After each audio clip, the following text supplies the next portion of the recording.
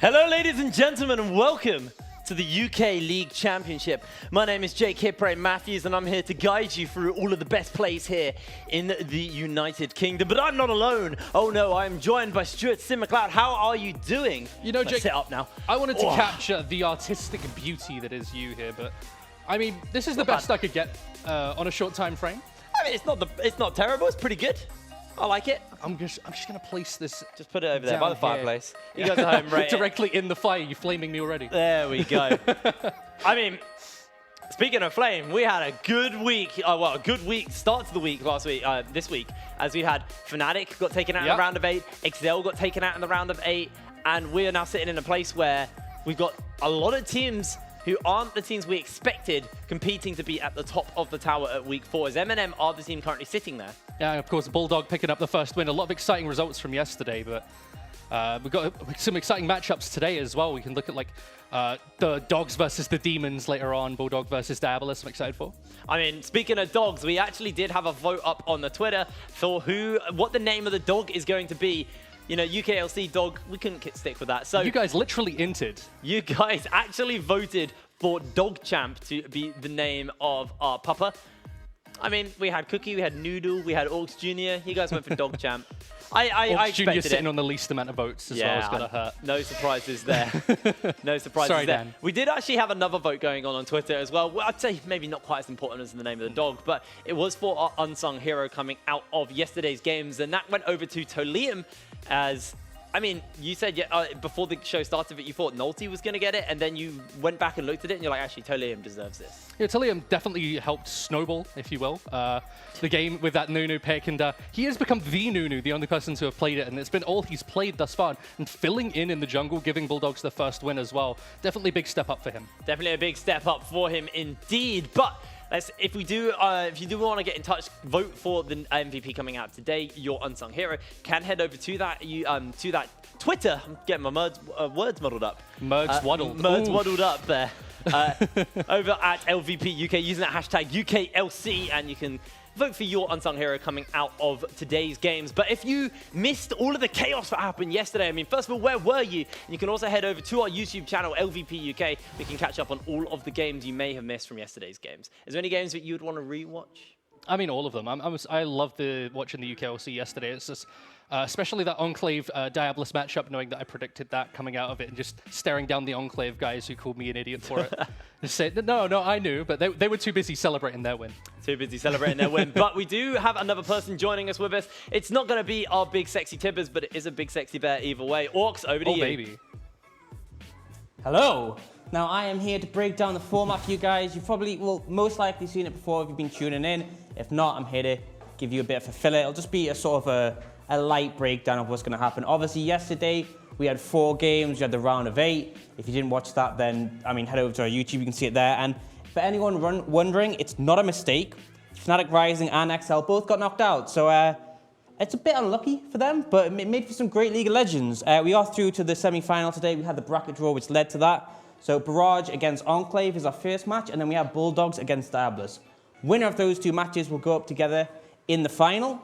And then after that, we have the one challenger to go up against Tower Champion M&M. So going to be some spicy games, hopefully, once again. But no LEC sister teams involved today, so rest in peace, XL and Fnatic. And back over to you, Jake and Sin.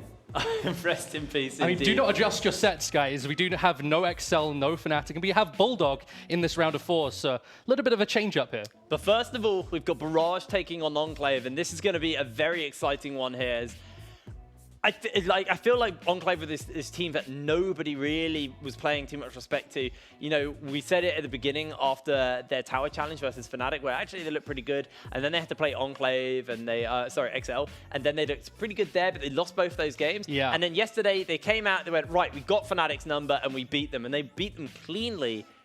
I mean, it's the battle of the blue, but historically it's been Enclave has been the better of these 2 teams, but more recently Barrage has been stepping up, and Enclave, they took a step down, but they're still trying to keep up with that top of the table. I mean, Barrage have made it through twice now, Yeah, 2 yeah. weeks in a row. Last week we saw Artorias on the Riven as well, so they're showing that they've got a lot of things. Yeah, Shoney's got the carry potential, yeah, and this Exactly. Conqueror meta now coming through definitely empowers him. Definitely empowers him. But let's go over to Orcs, who's going to break down the rosters for our first game of the day. You feeling all right there, mate? Oh, sorry. Yeah, rosters. Yeah, Barrage is... sorry, just caught me at a bad moment. Barrage are playing against Enclave. They have a roster, and I will break it down for you. There we go. Artorias in the top lane, Scudzy in the jungle, Quimel in the mid, Jackamaka AD carry, and Barty on a support. I mean, I personally gave a lot of criticism towards the bot lane coming in just because I think their perceived strength was low, but they've really stepped up and shown that they aren't a weak link of their team. I still have some questions about Artorias, but overall the roster has been firing very well. So a good matchup for Enclave. On to their roster, who haven't had any changes. We had a couple from Barrage. We have Governor in the top lane, Wisek in the jungle, Warzy in the mid lane, Kevo AD carry, and Raisin support, which I think some people were a bit mixed on their opinions of how strong this roster would be coming out, but they've definitely put on some solid performances, and I think this is going to be a very close matchup. Definitely going to keep my eyes on Wisek, who was really solid today. But yeah, so back over to you, Jake and Sin, and there's an Alistair for some reason. Why not? Yeah, there's an Alistair. Now it's the UKLC logo. Hey, it's indicative. Raisin's known for being an OTP Alistair. That's obviously the reason here. But he's earned MVP for his Galio performance as well, and that's something we've seen a lot. I mean, Galio, Alistair, they're basically the same thing now anyway. But one thing I actually wanted to talk about a lot here was the Enclave duo of jungle mid, Wisek and Vargi, these two Polish players that have come through. And I know that Wisek has a lot of pressure on him in terms of he has to dictate the entire early game. He's doing a lot of the shot calling, and he has to translate consistently for Vargi. So it's been really, that's the core of the team. And if that gets ahead, they start to snowball. But on the other side, the snowball potential of Giacomacca and Bartiano has been insane. You give them a slight lead, they take a mile, the Tristana jumping forward. Giacomacca, this guy has ballsy plays. I mean, Giacomacca as a player is actually, we've really seen a lot of him really step up. Even in the games they've lost, he's looked good. He's looked pretty strong. He's been fed pretty much every game, but it's a matter of them translating that into the win. And that's what we need to see here coming from the Barrage team, because they've got a lot of individual good players. It's now putting it together, and they've made it through out of the round of 8 twice now. They want to make it into those finals to try and challenge M&M at the top of the tower, because while M&M have definitely been looking better and better each week, it's not Excel, it's not Fnatic. If anyone's going to try and get their hands on the top of the tower, like a team like Barrage, like a team like Bulldogs, this is the week to do it. There is no Fnatic, there is no Excel to challenge.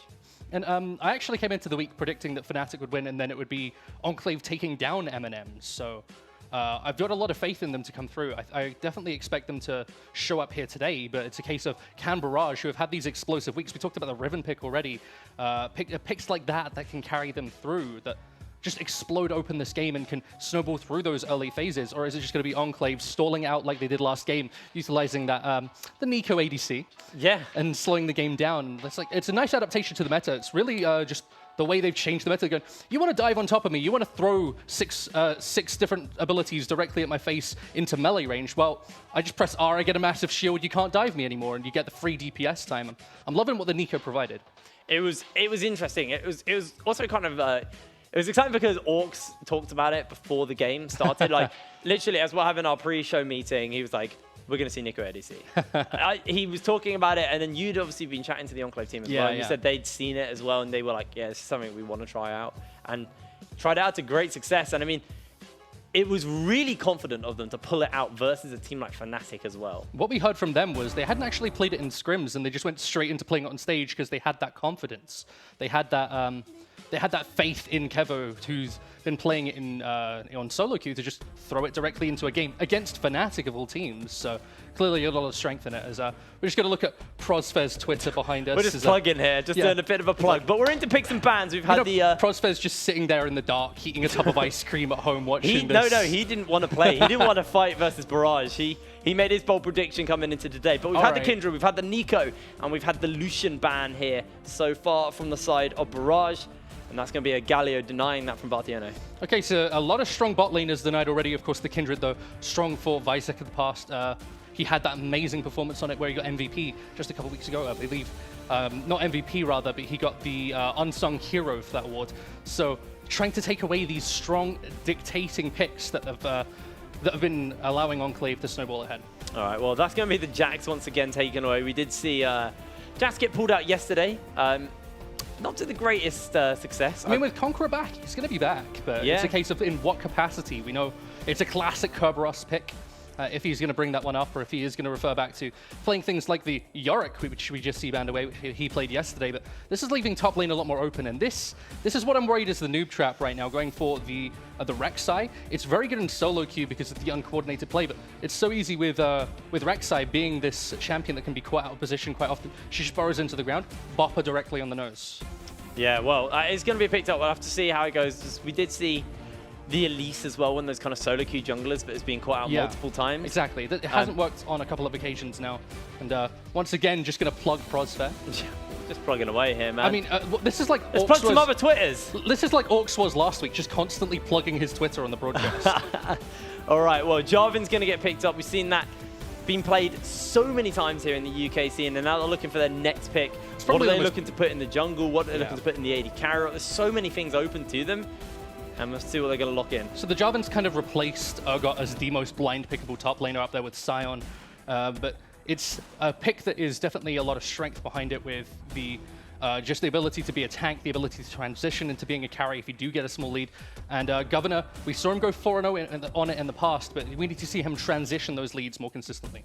Like, you can see Zoe's had a lot of popularity so far. It's only actually won one of its 5 games, but a 69% ban rate. This is a champion who people really don't want to see. And even in the losing games, the Zoe has always been a factor that the winning team has to be concerned around. So I understand why they're banning that away, well, why they picked that up and why it's been banned so much. But now we look towards Barrage, locking themselves in the Thresh as their bot lane support, while they're looking to pair that up with. So I'm actually looking more at the Zoe here. It's a pick that really empowers Visek and Vajji to be this 2v2 monstrous duo of just setting up plays themselves. We talked a little bit about already the fact that Vajji doesn't really speak that much English, so he has to rely entirely on Visek to help set up those plays and help snowball the game through them. And if they're going to roam as a two-man unit, that's optimal for them because they have that innate communication. They don't need to worry about the rest of the map as much. All right, well, the Jace was going to get locked in there for most likely a Taurus, but Camille can take it. As we can see, the Gragas get picked up for Visek, so that will go in the jungle, most likely, unless they want to run it as a support. It is still flexible, technically, as we're into ban phase 2 now. Enclave, they're going to take away probably some mid laners here, try and force Camille into an uncomfortable position. Yeah, you can assume that this is going to be Artorias on the Jace, has been the more carry-oriented of him and Kremel. Kremel are more known for playing those control mages that we've seen from him quite often, including yesterday when we did see him play the, I believe it was the Lissandra into ADM's LeBlanc. So he's still able to hold on in those sort of control mage matchups, and I think they're going to be happy shoving him back on that, trying to shut down the Zoe, and I think that's where the Lissandra can come up pretty happily again. Yeah, well, they're going to ban away the LeBlanc, so don't want to go into that counter matchup, don't want to go into that uncomfortable matchup. The Braum gets taken away by Barrage. Maybe we see that Lissandra get removed here in the ban phase 2. I think it is probably the most optimal ban here, just to make sure there is very little that's just so safe into the Zoe. I'll have to see, 15 seconds left, and then curious to see what Barrage takes as their mid laner. Camille, I mean, is this control mage player, like you said. I mean, it's been a while, but the Ziggs is technically open to him, but that's going to be a Syndra ban, so most likely probably see Camille try and get his hands on something like the Lissandra. Zoe has you can obviously go for the Lissandra if you're not really inclined to do that and play for that mid-jungle centric 2v2, because we see both teams could buy heavily into that. He could still fall back to that Orianna that we saw him be an MVP on in the past. The issue with Zoe is she doesn't really have good wave control in the first few levels, so an Orianna can really heavily punish that. She has excellent wave control in the first few levels. Her auto attacks allow her to empower trades massively, so I think he could fall back to that, if not the Lissandra just buying in harder into Visek and Vajji trying to carry that 2v2 though. And I feel like we'll see Giacomo on a hyper carry as well, so depending on Camille's pick, it means he will either have a lot more kind of shouldered on to carry, but Tristana, like you said, is open. But see what Kebo wants to take here, if he wants to try and deny that from Giacomo, or if they just look for a support and then try to counter-pick their AD. It'll probably be Tristana and Kai'Sa as the two ADCs here, most likely. So this is probably going to be like a Morgana Kai'Sa bot lane. That does still focus very heavily onto magic damage. I like that we got the new splash art from Morgana. That Morgana's not out yet. Not here, but yeah, it's a really nice looking splash art. I'm loving some of the skin updates that they've given her. They've actually given new particles to Exile Morgana, which was just a dead skin. Yeah, I'm quite a big fan of the Blackthorn one. I never really liked that one in game. It looks good now. I mean, the Sinful Succulent's got a massive upgrade in terms of splash art as well. Right, well, it's actually going to be the Caitlyn here for Giacomo. Okay, it's Sheriff of Piltover coming through. Going to be focusing on dominating bot lane early, getting control of that lane, denying Kevo and Raisins the ability to move around and set up plays. And if Giacomo can snowball on this champion, we talked about he's one of the best players at snowballing an advantage. And with that massive range, isn't so likely to be punished. But there is the Ziggs that you mentioned. It's been a while. Camille does feel very comfortable on that champion. He locks it in. I could be a color caster, you see.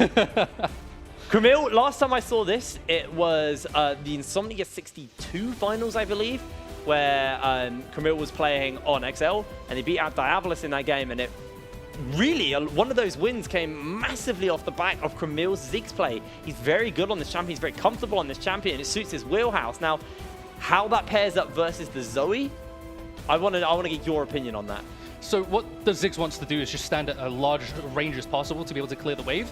And again, wave control early. Ziggs has decent wave control early. He has decent range. He isn't pressured so hard by the Zoe. And when the Zoe gets all the points in the E to become the strong champion that she is, he can stand at a far enough range away that she doesn't really have kill pressure on him. So he's able to just free push the wave and roam off without him really being pressured. So I think it's definitely a safe pickup for him. Definitely fairly control mage centric, but he doesn't have that game impacting play of the 4-man shockwave that we've seen in the past, or a really crucial Lissandra ultimate. Is instead very reliant on the rest of his team getting ahead, or just being a poke champ.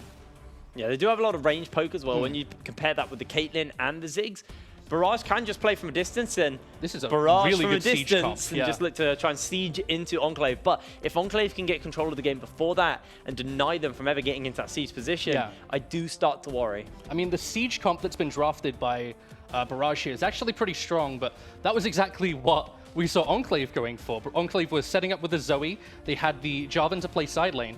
They wanted to control the map and play a 4-1. And then you see Barrage just go, let's do exactly the same thing, except we've got a Jace and we've got better wave clear mid. Come at us. I mean, actually, I forgot about the Jace. The poke and the siege they have is actually really dirty. Yeah. I'm going to be very excited to get into this game. Let's move on to our first game here at week 4, day 2. First semi-final to start up here. Enclave will be going up versus Barrage. Winner of this will go into the finals, which will be taking place after on our 3rd game of the day. So we'll have to see who they'd be going up against later on in our matchup of Bulldogs versus Diabolus. But yeah, we can see the big stack early on. I like this. Camille hasn't been spotted quite yet.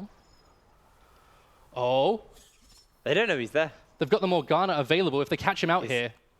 Oh, God, he has to flash. He does have that cleanse. He actually just takes W and statue charges away. Taking W at level 1 is a bit of punish. Doesn't really have the wave clear. But all the same, is going to be fairly safe. Doesn't have to blow his flash and doesn't have to worry about that early gank. The fact that he went for the cleanse as well is also indicative that he's fairly afraid of the potential of being 2v2'd, and that's generally been the focus of Enclave, going hard in on these 2v2s, setting up the Zoe and the Gragas to hard carry seems to be the aim here. So if they can get on top of Krumel, they can punish him early. Then Enclave, that's the win condition. All right, well, it's pretty normal start here, apart from Camille getting caught out early in the bush, but did have to take that satchel charge at level 1, which does actually affect his early shove, especially into a champion like Zoe, like you said. Hasn't got the best wave control early, not being able to have Q early and being able to really hard shove into her. Oh, jeez. Artorias already punishing Governor. Really nice trade there. We see what happens nowadays is people go for the airy Jarvan, try and hold up in trades, try and at least keep up. In terms of their ability to just CS from ranges, Krumel, he's taken use of that W early. He's not really letting that punish him at all. Yeah, you know what, he's just proven me wrong. But doesn't mean he doesn't have quite as much shove, but he's able to trade with it effectively here versus Warzy. I mean, let's go for, we're on 9.4, so let's go on Conqueror watch. And the only person with this Conqueror is the Rek'Sai. We actually didn't see too much Conqueror yesterday either. Yeah. This is obviously it was actually really funny, the Conqueror matchups. Yeah, the Conqueror matchups yesterday were very much like, yeah, we've got the people who would, oh, nice steal there from Wisek, but the Conqueror matchups that were generally the case, it was like, yeah, they've both gone champions that would go Conqueror, so let's just go Grasp of the Undying and then just trade an even melee matchup instead. Oh, Wisek is just denying Scudzy as much as possible, and because Camille didn't have that level 1 point in his... Oh, he takes that away in his Q. Oh, God, he's shoved. So Wisek might just get the kill here. The red buff is on, and Wisek flashes in, takes a tower shot. Camille can't even help him, he's so low. Camille's been poked out too low, hasn't got control of his wave, and now Warzy quite comfortable in this lane here. This is actually really big for Scudzy, because the fact that he's lost that flash against Wisek means that he's really unlikely to be able to set up a play in the first few levels. That flash knockup, generally the way that Rek'Sai gets her way in. All the same, Visek's just going to have the Predator to be able to make those same plays. Artorias is making his way in. Warzy also here. But it looks like they're just going to step away. Governor is going to close in on Artorias. There's a bubble available. Going to be dodged out. And good dodge. Good dodge. So we mentioned already I was having to talk to Mans the other day. They were saying initially when they were starting scrims for the first time with this roster that they called Vaji Warzy at the start. Like, that's just natural to read it as Warzy. And he didn't respond to any of the calls. He didn't respond to anything because he just didn't know people were referring to him. He's so used to just being Vaji and everybody getting that instantly. So they were saying, right, I can understand why. Yeah, jungle coming mid, and he just like didn't understand a word of it. Well, bot lane, probably going to be quite a quiet bot lane. They've got two very farm-orientated scaling ADs. I think it's going to be very much around this jungle and this mid lane pressure that they can put down. I'm pretty curious to see how the state of top lane will go. As Scudzy having a little bit of a look around, seeing if he can find something onto Governor, maybe burn a flash. Does have that burrow. That's going to be the knock-up. He's already used it. Governor's forced to flash away. Actually misses out on that knock-up, and Governor will be able to walk out. Okay, so the mistake of Governor there was throwing the E down on the wave after Artorias had pushed up so aggressively. It was clear that he was pushing past the wave to push you off of it. And at that point, you got to think when you're on that low HP, is Scudzy just around the corner, forces him to blow the flash instead of just being able to EQ away, and makes up for the fact that Artorias had to roam down earlier, which cost him the CS lead. Now, Governor's had a bit of a chance to recover, but that flash being down is going to hurt him. Oh, Scudzy actually getting caught out here. That's going to be the Ignite down. Oh Q God, goes he's dead! in, and Wardy with first blood. And he's just going to pick up that smite and walk away. Yeah, you know. Just get out of my jungle, and now gives Vajik the opportunity to go into his, hits him with the dab. That's a 4 out of 5 dab. I don't think his second hand even made it past the top of his head. 4 out of 5 for not even making it past. Come on, 3 out of 5 at best. Okay, I thought you were going to say I wasn't being generous enough. But No, that's 3 out of 5 at best. He's hitting them with the weak dabs. We can show you on broadcast later what a proper dab looks like. I'd rather we didn't. Oh, trust me, we will. Now, Scudzy will see Vajik here. With that Tremor Sense. Smite is available to Vajik, but not to Scudzy. Still only level 3, he's being bodied. Warzy has so much control, even gets the Sleepy Bubble off. Camille can't actually respond to any of these rotations by Warzy. This is insane. I'm loving, because generally what you do on Cromel, we have to say that he did have to start the W, which it was fine at level 1, but at level 2 you normally have Q plus E. Level 3 then you got that thing. So at level 2, he was pushed off of the wave. Level 2 he was pushed hard under tower, because he didn't have the normal wave clear that a Ziggs does. So it means that Vaji had control, was able to start roaming off, and then use that control to get his jungle snowballing ahead. As the Governor's going in. Governor's looking to pin him in the place of the Cataclysm. Notorious flashes away to safety, and the redemption might just be enough, but nope. We have to dodge out.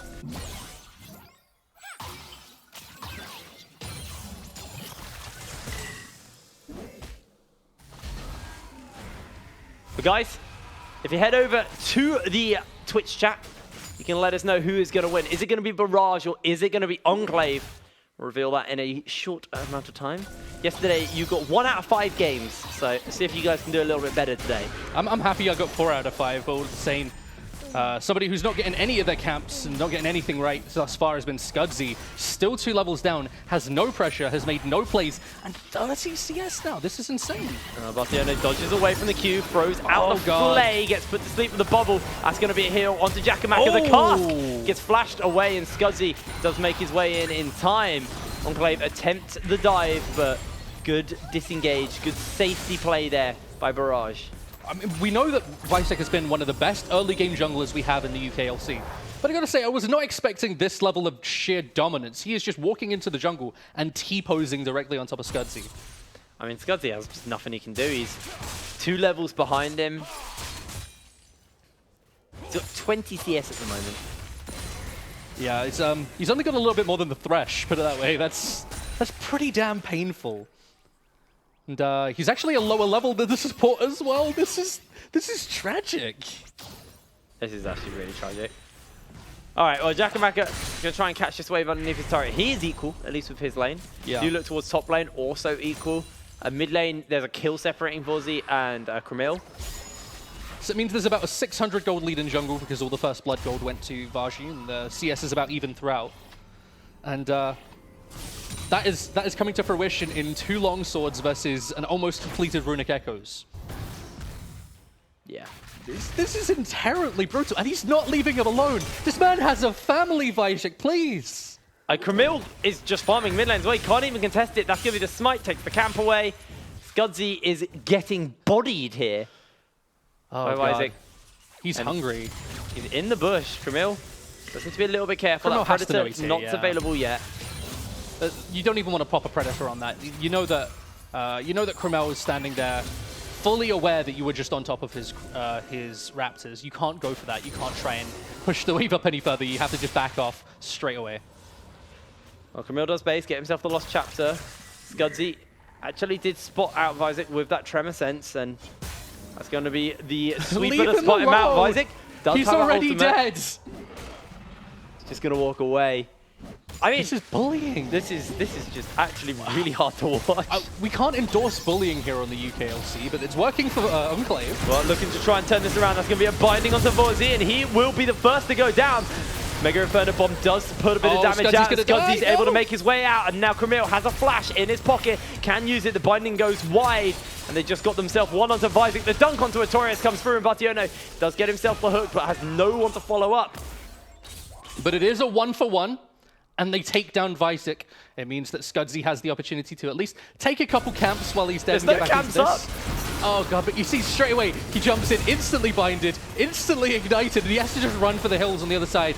It is a really nice collapse from Bot and Artorias that allows him to stay alive, and Kramil arrives from the mid lane. A little bit too late, his Governor just flash EQ ult, gonna get him in.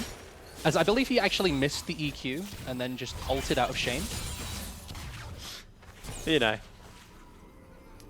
That's pretty painful when you flash EQ and then the Q misses the E. Now, I actually do want to talk a little bit about why Isaac's build, because we've actually seen him multiple times now build the full AP Gragas, being very proactive early, do a lot of work, and then standard. get just caught out a lot because he's very squishy with this particular Gragas build.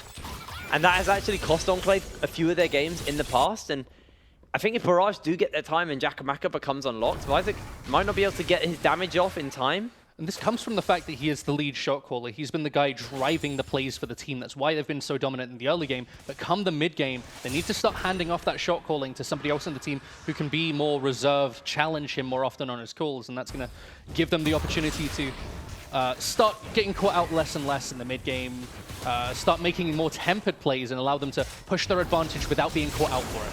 Oh, a lot of damage gets thrown onto Visek. That's awful. Scudzy does actually have that ultimate available, but Governor now flanking them out. It's a 3 versus 3, and Visek's trying to run his way in. Big cast comes down. Kramil does have that bomb available. Scudzy able to pick up the Rift Herald, and Barrage just get the objective. They can't really contest it yet. Unfortunately, what happened is Visek went to hit the wards and then got chunked out while he was trying to attack the wards and didn't really respect the poke that was there from the side of Barrage. Can see, though, in the bot lane, been going a little bit less favorable for Barrage. They've been able to keep equal in CS, but these plates are falling down one after the other, and Kevo been able to take a little bit extra gold here in this lane. I mean, Kevo just being able to control the lane, generally what you want to be doing on the Sivir pick, because the Caitlyn pick has... Oh, no! He's forced to smite it. Okay, he smotes it, seeing that the Ziggs ult was coming, and Kramil... He gets the reward for it, but the sad little remote there as he's... It was close. His glasses. Yeah, it was close, but unfortunately Visek sees the ultimate coming and instantly smites it to make sure. Not only does he not go low from the play, he also secures the blue buff. Oh, Artorias just goes into Governor. So much damage put onto him there. Do need to keep in mind that these plates won't really do too much when you're looking at a Ziggs and a Rek'Sai who has that Rift Herald. Like, if they get a good charge off and they get some damage onto that, the satchel will be enough for Kramil to execute the turret, and that's a lot of gold and potentially first turret blood over to Barrage. So that could pull back this gold lead. Yeah, of course, only 1k difference, as you're alluding to. Yeah, they're just the Ziggs W plus a Rift Herald, enough to snowball them back into the game. And in fact, the amount of speed that you get and the amount of tempo advantage you get off of Ziggs just popping a tower like that likely means you get 2 tower charges off the back of it, and you can leverage that tempo even further. Yeah, do you see, don't you love rubber banding catch-up experience? Scudzy getting level 8, catching up with Visek. It was he lost lane tactically to bait Isaac into that blue buff fight where he died. That was what I gotta it was. say, like, I can't complain too much about the balance, because, I mean, Visek at least didn't get a massive bounty for out-farming the hell out of Scudzy. Yeah. All right, well, do actually have a look at Kramil's build. He's got himself the Wisp as well. Why is it going to get knocked up? That's going to be the bubble thrown onto one. The cleanse is available. Oh! Just cleanses gets one the ignite. shot. He cleanses the ignite. Does get it out. Cask not going to find its marker. Notorious just launches in. In comes Scudzy. Ultimate gets stopped out by the stopwatch, and the bubble does connect onto Scudzy. Vorzy can go over that wall with the paddle start. The auto attack. Not enough to get him, and Scudzy gets away. So close twice from Vajji. That is heartbreaking for him. And it brings Barrage directly back into the game. 2 quick plays in a row. Suddenly they have control of mid lane. Valtiano hanging over that wall with a hook available, but not going to throw it out. You're seeing a lot of damage getting put down as Kevo has that Essence Reaver finished. It's just the pickaxe and the BF sword for Jakamaka. I mean, there's a lot of bonus damage here for Enclave's bot lane, but once that Infinity Edge comes up onto Jakamaka, the fights can get a little bit dicey. But still a long way off, really, Caitlyn's pure itemization. She needs that. She needs the double energizer to come online. She has the early game, the lane pressure, but if she can't utilize that to snowball it into a first tower, she really loses a lot of what makes her Caitlyn until that 3-4 item point. There's Vajji again. Scudzy. Now it's his turn to bully out the jungler. He's forced to flash away. That might just be enough. The auto attack not going to come through. Scudzy does get away. And it's only going to get worse from there, guys. Zoe's going to be one-shotting people. Just give it 1 item's time. That's looking pretty juicy as the Governor going into the top side flashes and traps him in the pit. Flashes away from his own one as Notorious looks to turn it. Just takes to the skies. The minion damage is there. The flag, the drag, the slow, and Governor gets the solo kill in the top lane. As the man Governor comes in. And this is a man who's really not had much confidence, you got to say, over the last split. Like last season, people were saying he was one of the weaker top laners. This time around, he's looked a lot stronger. He's been able to get some solo kills. He's been able to get some pressure on his own. And I'm loving what he's showing. It's a different side to him, where he can play more carry-oriented and still put up decent numbers. But in the top side here, the Rift Herald being forced to use last second as it was about to run out means that they are going to trade towers across the map. But it's can they get that second charge to try and get some value back on this loss of tempo? We see Camille is desperately trying to roam as well.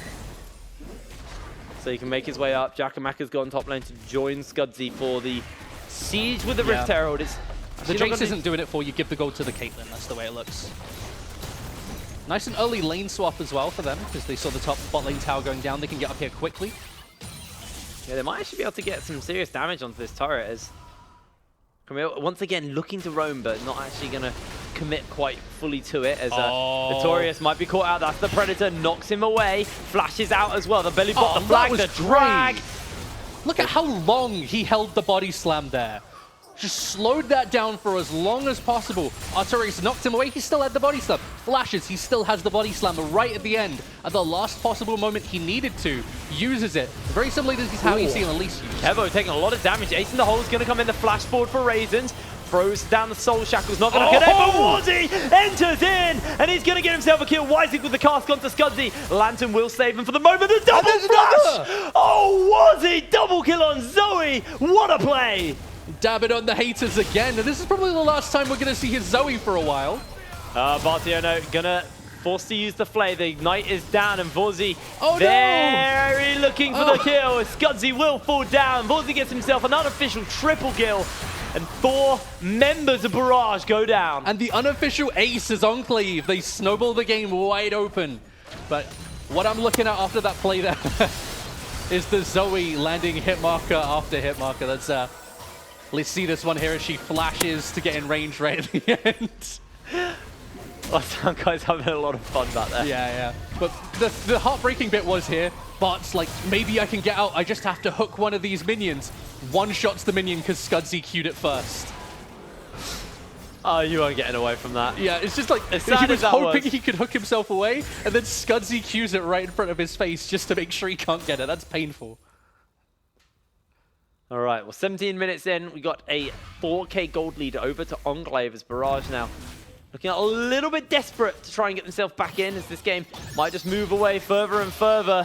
Torres gets put to sleep. The ignite is available. Vorzy's putting the damage in. So close. Gonna get it. Oh, there it is. Another pop there from Vajji. I don't know if that was a Notorious fail or if that was just Vorzy just getting very fed on Zoe now. He's getting really fed. He's so far ahead that he will be consistently one-shotting people, getting very close to the point where he's just going to build a straight-up death cap. And we'll be popping skulls left and right. But the thing that's different here now for Enclave, we saw a couple weeks ago, they had a comp similar to this. It was against M&M, where the lead all went onto Governor in the top side, and they struggled to snowball the game from there, because Governor was meant to win the side lane. They didn't know what to do afterwards. Oh, that's so unfair. Yeah, watch this, watch this, watch this! Dodges out, but he still almost dies. He's forced to flash away. What?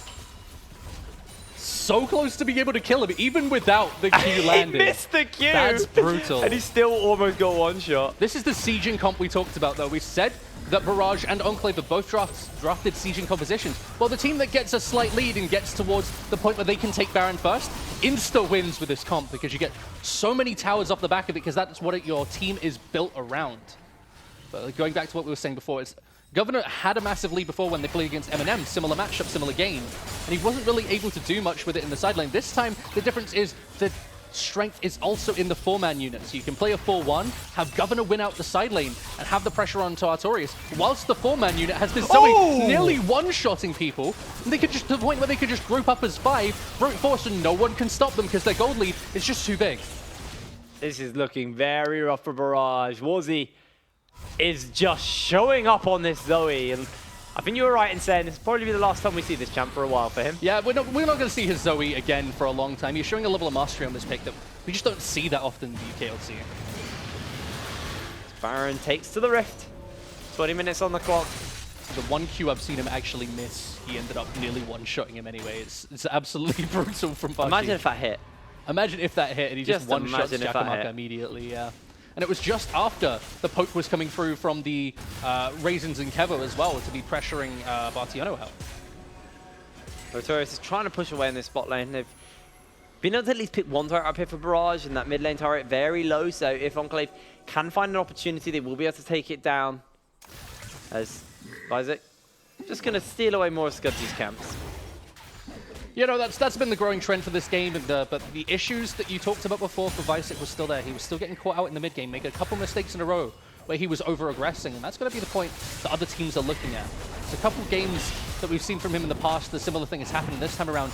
It slowed down the tempo a lot. They were really snowballing ahead. They'd almost shut Scudsy out completely, and then he died a couple of times and slowed it down to the point where they waited till Warji was really coming online to make things happen again. And I'm going to say, when he did come online, the game's opened wide up.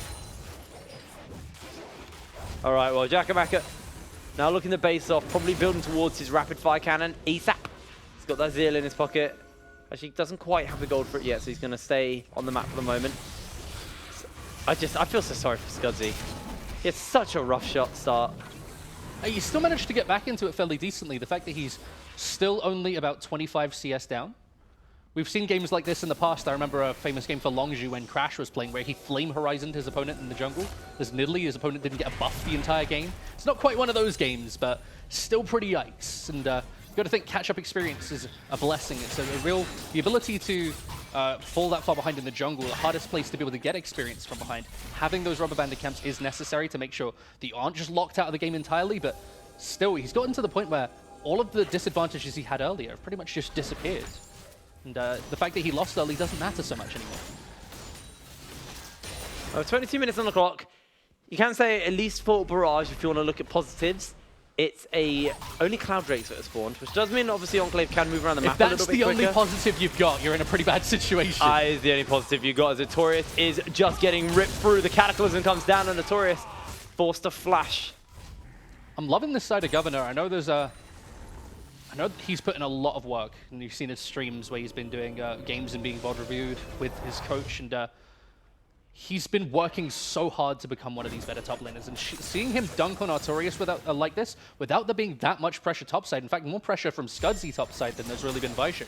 So I'm really happy to see him perform to the level that he wants to, because we want to see these UK top laners. We want to see these young, upcoming talents come through, rise up the ranks, and reach that top tier of the table. And Artorias, who just a couple weeks ago we were saying maybe is up there in terms of the likes of Aragon, Kerberos, is now just being styled on. Yeah. Hardcore as well. As gold lead still sits at 6k here for the side of Enclave.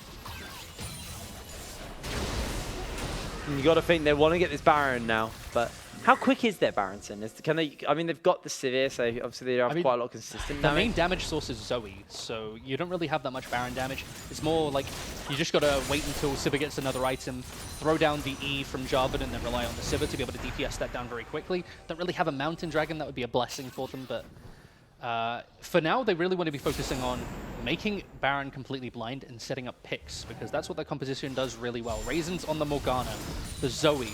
This is, and of course the Sivir to close the gap as well. The flash, Raisin goes in, the Salt Shackles will connect, and Jakamaka gonna get caught out, and Torius gets rounded! And now Kevo's looking to take him down. Boomerang Blade's gonna go wide, and Torius gets dragged in, and a double kill for Kevo. You know, everybody else is making the highlight plays. Raisin says, I want 1-2. Flash ults in, lands a really nice binding on the end of it as well. Get Kevo off screen. That was such a good binding. It's insane. Over the wall, completely like blind. I think he just popped the blast. He just kind of like brushed the shoulder and threw the the binding out. Yeah. So yeah, they're looking to try and get their hands Now onto they got the this Baron picks. here. This is exactly what we're saying. You get the picks, you can go to Baron because there's no ability to contest. Scudzy has to find a way in where he Qs and ults, and then you could just wait for him. Bartiano throws the Ignite down onto Raisins. Half health in for the moment. Barty Baron's just still at took him off, half boy. HP. This is, like we said, another quite a binding. slow one, but if Warzy can find himself a good paddle star, Let's two-man go. Cataclysm by Governor, and Kevo gets himself yet another kill.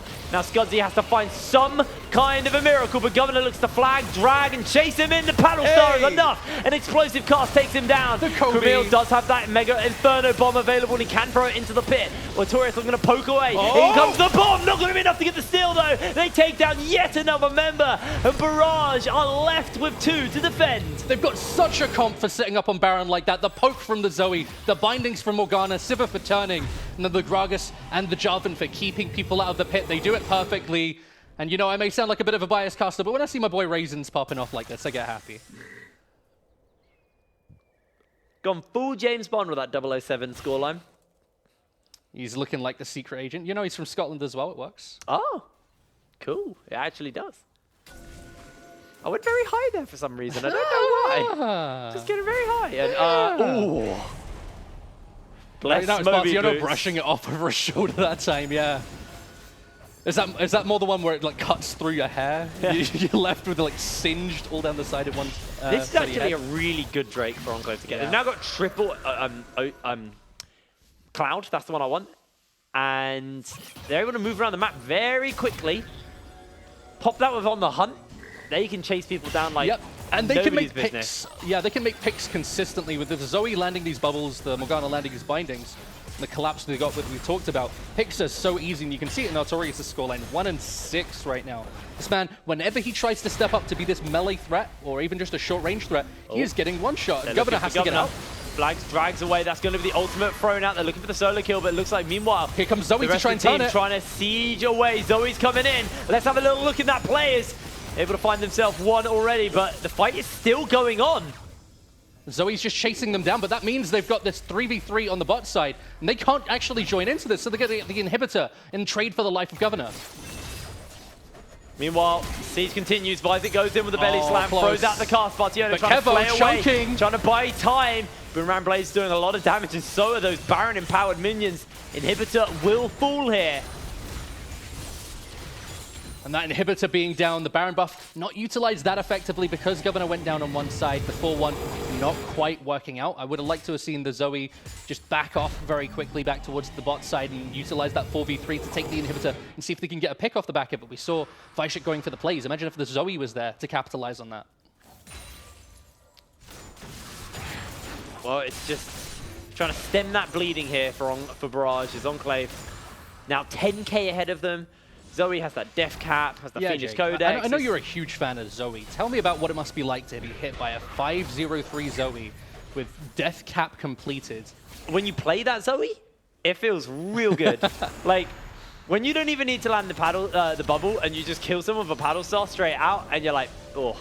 This is one of those moments where if you take like Dark Harvest as well, and you don't quite kill them. I bet he wishes he did now, man. yeah. Dark Harvest Zoe, when you get this fed, it's a lot more risky and a lot less consistent for the electrocute. It was even better. It feels so good. It was even better when Scorch proc Dark Harvest, so you get the Scorch take them down into Dark Harvest range. It's like you can just proc it on the auto attack. If the Q's not like enough, you just boop, auto in. Empowered auto, it's so dirty for executing on her. Yeah, speaking of empowered autos, I know we're pretty much writing off Barrage at this point, but if they can slow the game down, if they win a fight, we know how quick Ziggs can destroy towers. I mean, I don't know. I don't know. Hey, I'm trying to have some kind of optimism. Give me a break. I don't know if they're looking like a battleship or the Titanic right now. This is rough here for Barrage. Vosji's been poking holes in the hull of that ship the entire game. So. Yeah, and he's looking. And there he goes! What? Oh, the hull is breached. The hull is breached. The ship is sinking, guys. We're going down. We're going down, lads, indeed. And no Mega Inferno Bomb is going to stop this siege. Enclave, they're going to take their second inhibitor here. Artorias just tickles Governor with that empowered Q. And now the rest of the team looking to try and siege on to the third inhibitor here. There's nothing they can do. The Zoe's just too much. Oh, there's the bubble. No. I got the Sterix on the hunt's being used, and the cleanse is out. Wiser now throws out the cast. Ooh, the hook might just be away. enough, but it's satchel charges to safety. Artorias trying to clear out the minions for the moment. Tower half HP, and it looks like Enclave just going to step away. But we saw once again the Vishik stepping up a little bit too far, pushing too aggressively, gets caught by the hook, and they have to burn so many cooldowns just to get him out alive that it's wasted once again. They have to slow the game down. But the 3 inhibitors being down, it's just 1 push away from the end of the game. They could maybe look to get any Nexus Tower damage, but they can't push their advantages too far. This is an 11k advantage, but you see the Caitlyn close to hitting a second item. You see the Ziggs close to 3 items now. If you give them too much disrespect, maybe they can find a couple picks in a row and just slow you down, stall you out until those inhibitors respawn. It's a long way out, but there are ways in which they could at least slow you down to 40 minutes. I don't think you've got 40 minutes left. I don't either. I'm trying to be optimistic, Jake. Why are you doing this? If we do look at Enclave, I meant to be impartial, Jake. I'm gonna make a statement about Enclave now. They had a very convincing win versus Fnatic yesterday. Yeah. They had some very convincing games versus Fnatic and XO in the past of the competition. Yeah. And now have a very clean game here Very versus clean, Barrage. And if they close this out without making too many more hiccups, they've only lost 3 kills and 1 turret. That's a pretty good run here for Enclave. Honestly, they might be Enclave, making a statement to be one of the top teams here in the UK. They're suddenly making this a real statement for themselves, and after, as you said, taking down Fnatic yesterday and looking just that small step away from a top-tier team so far in the tournament, they're really making that gap shorter and shorter between them and that #1 spot. So I want to see them continue developing. They seem to be just ever so close to taking down teams consistently like this, but these mistakes that we've talked about a little bit already, the Vishik stepping up too far, we talked about Governor being a little bit inconsistent. These are the things they need to shore up if they want to become the #1 team. But this doesn't even matter. Artorias can't even defend versus the minions while they're taking Baron. But those issues don't even matter so much as that Ziggs ult was really close, actually. But those issues don't really matter so much when you've got Vosji stepping up higher than he's ever stepped before on this Zoe. 6-0-3, and it's hard to look at anybody else. The game hasn't even ended yet, and I'm going to be talking about MVP here. This is Vosji has looked so good all game on the Zoe, and I can't say it's been anybody else for me. Well, Supers are going to start to work away on that inhibitor. Vosji stepping up as well. Hook going to go wide, and Enclave looking to take their 4th inhibitor of the game total. And they might just look to try and take the Nexus here. They've got the Supers in the base. They've got here. The Baron buff to boot. Bartiono misses the hook, but does land that play. And now Enclave looking to close this out. That's going to be a Cataclysm and a quick kill here for the side of Enclave. A double kill picked up onto Vosji. Not going to go for more as the Nexus falls down, and Enclave gets himself the first win of the day. And you know, when you bleed someone out so much, they pretty much just pass out, and that's seems to be what happened there at the end for Barrage. Okay. They just lost too much blood. There was very little they could do, and being zoned off of objectives consistently by the Zoe and the Morgana just cost them so much. And when we talk about Siege Comp versus Siege Comp, that's what happens. The team that gets the first Baron just wins the game automatically. It's very difficult to play against. They tried to make these picks, but it didn't quite work. Now, I do believe I just heard that Vosji is going to be our MVP coming out of that game, and I mean, I didn't even need to be told that. I knew he was going to get MVP. He had a fantastic game on the Zoe. Looks so good. 8-0-3. I want to see the damage more than I want to see the KDA. I'm not going to lie. Yeah, it's Those damage shots are probably pretty interesting right now. He was just They're probably one-shotting just people. a bunch of small bars and then one really big Oh, is bar. it the Find the Forgiven game? Yeah, it's just one of those ones. Fantastic shot in there by Enclave, and now they are through into the finals, which is nice for them because this is the closest they've actually got to the top of the tower since week 1 when they sat at the top of the tower. They've been saying for weeks that they are the #2 team, and now that Fnatic and Excel are gone, what's stopping them from being #1? Definitely making a statement here, but they do have to win versus either Dabbler or Bulldogs, which is our second game of the day. We're going to cut to a quick break, and when we're back, we'll be back with that game, so see you in a second.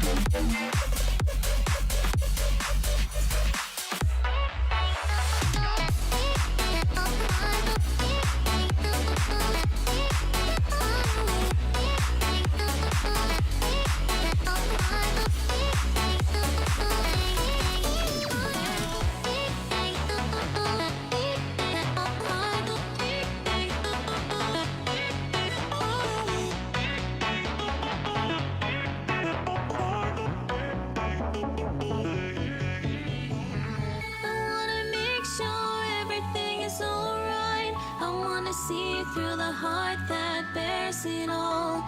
Take it apart, throw it away, put it back together again.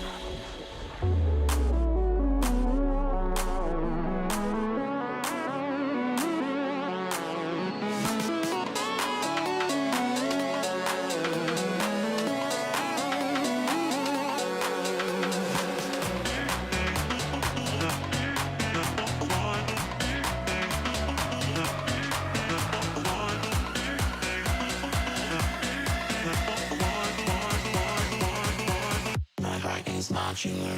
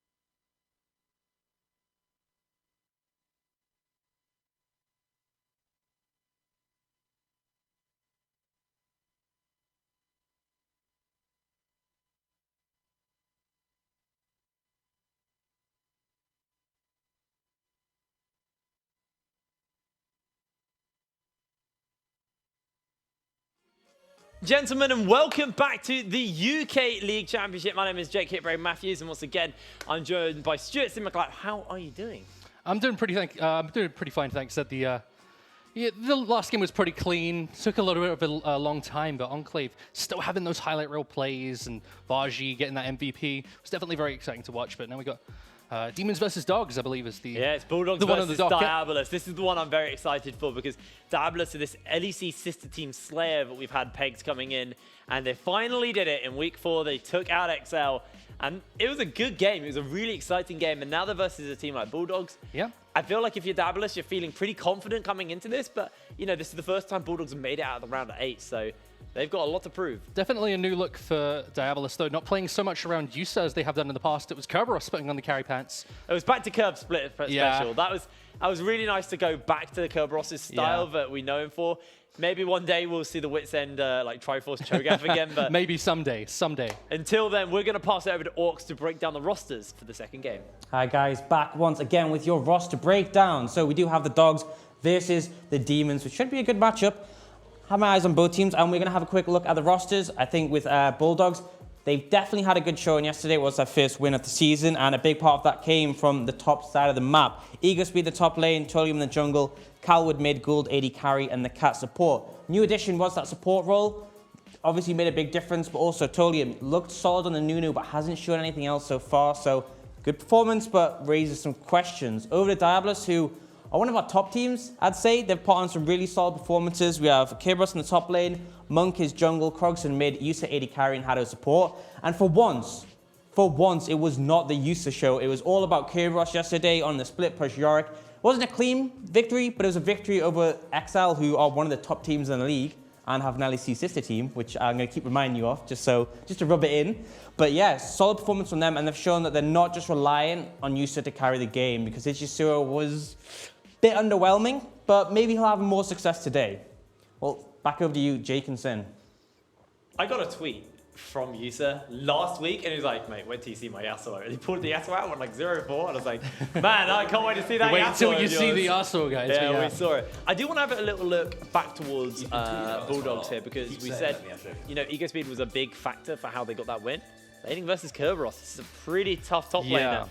Totally, he's not actually a jungle player. Only seen him play the Nunu so far, and while the Nunus look good, hasn't had like the biggest showing yet. So I'm curious to see if that just gets found out, what he goes for as his next pick. Your phone's going. Yeah, my phone's going, mate. You can just hang that up. Yeah, there you go. Hang that up. And you're all gonna yeah, don't worry about that. Talk to me about Bulldogs.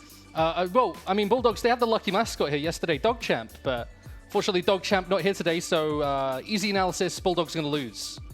I mean, I feel like one of their big saviors as well was actually the Cat joining into the team. Yeah, I mean, okay, you want actual analysis. Okay, right. So, yeah, I mean... Well, no, he's a Cat as well. That's right. But the Cat coming through as an addition to... There we go. It took you a while. No, I got it the first time. Worryingly slow. I got it the first time, but... Cool. Thanks for that, Jake. I really appreciate that. We appreciate you here, but... That's good.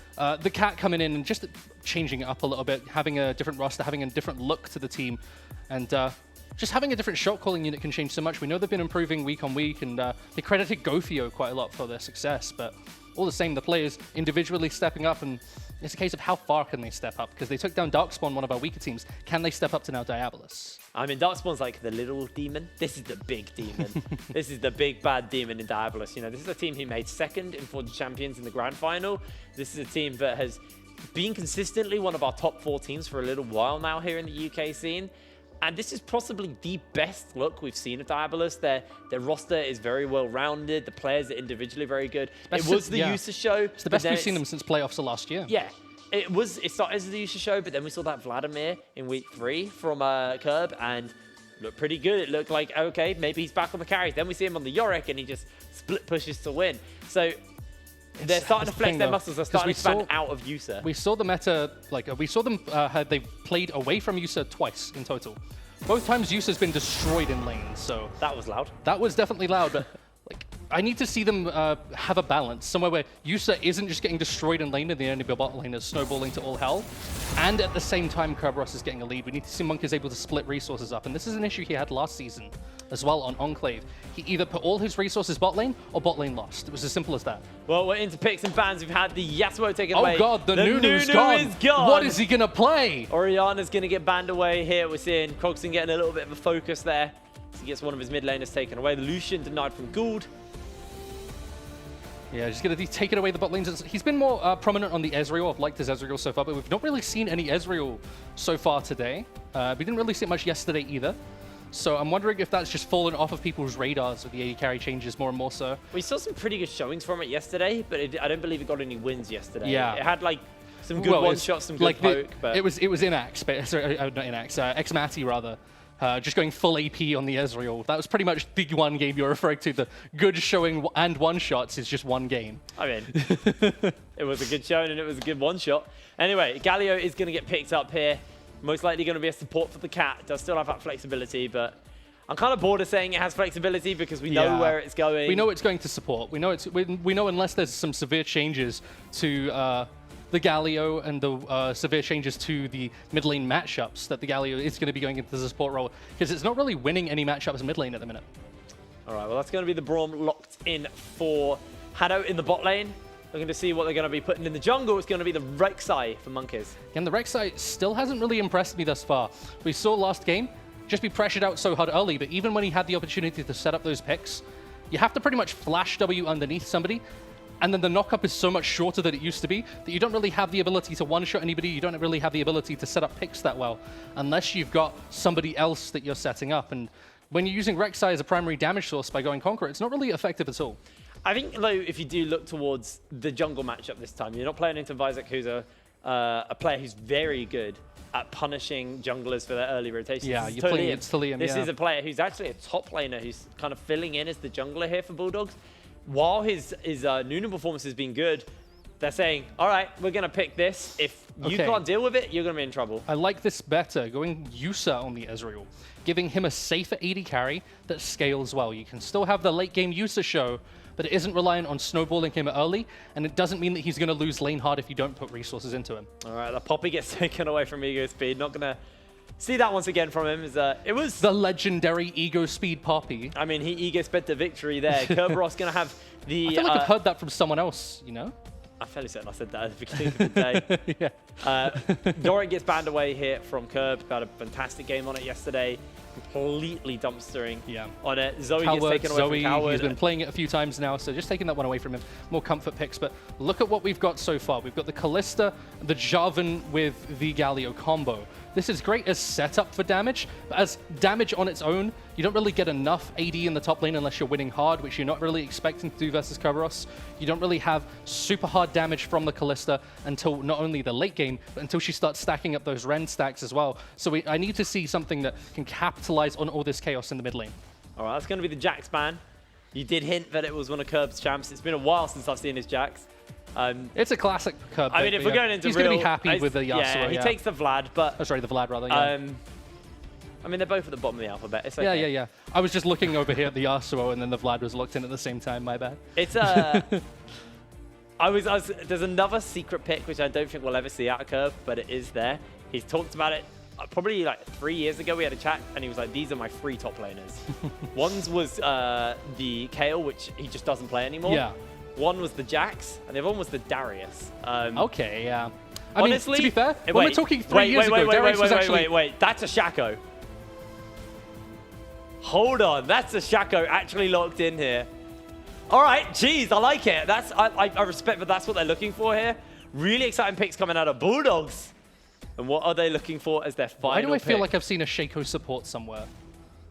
I hope you haven't. I hope I haven't. Not going to go for the team. I'm going to go for the LeBlanc. This is going to be the LeBlanc going into the mid lane. Okay, I like Smite the... and Ignite.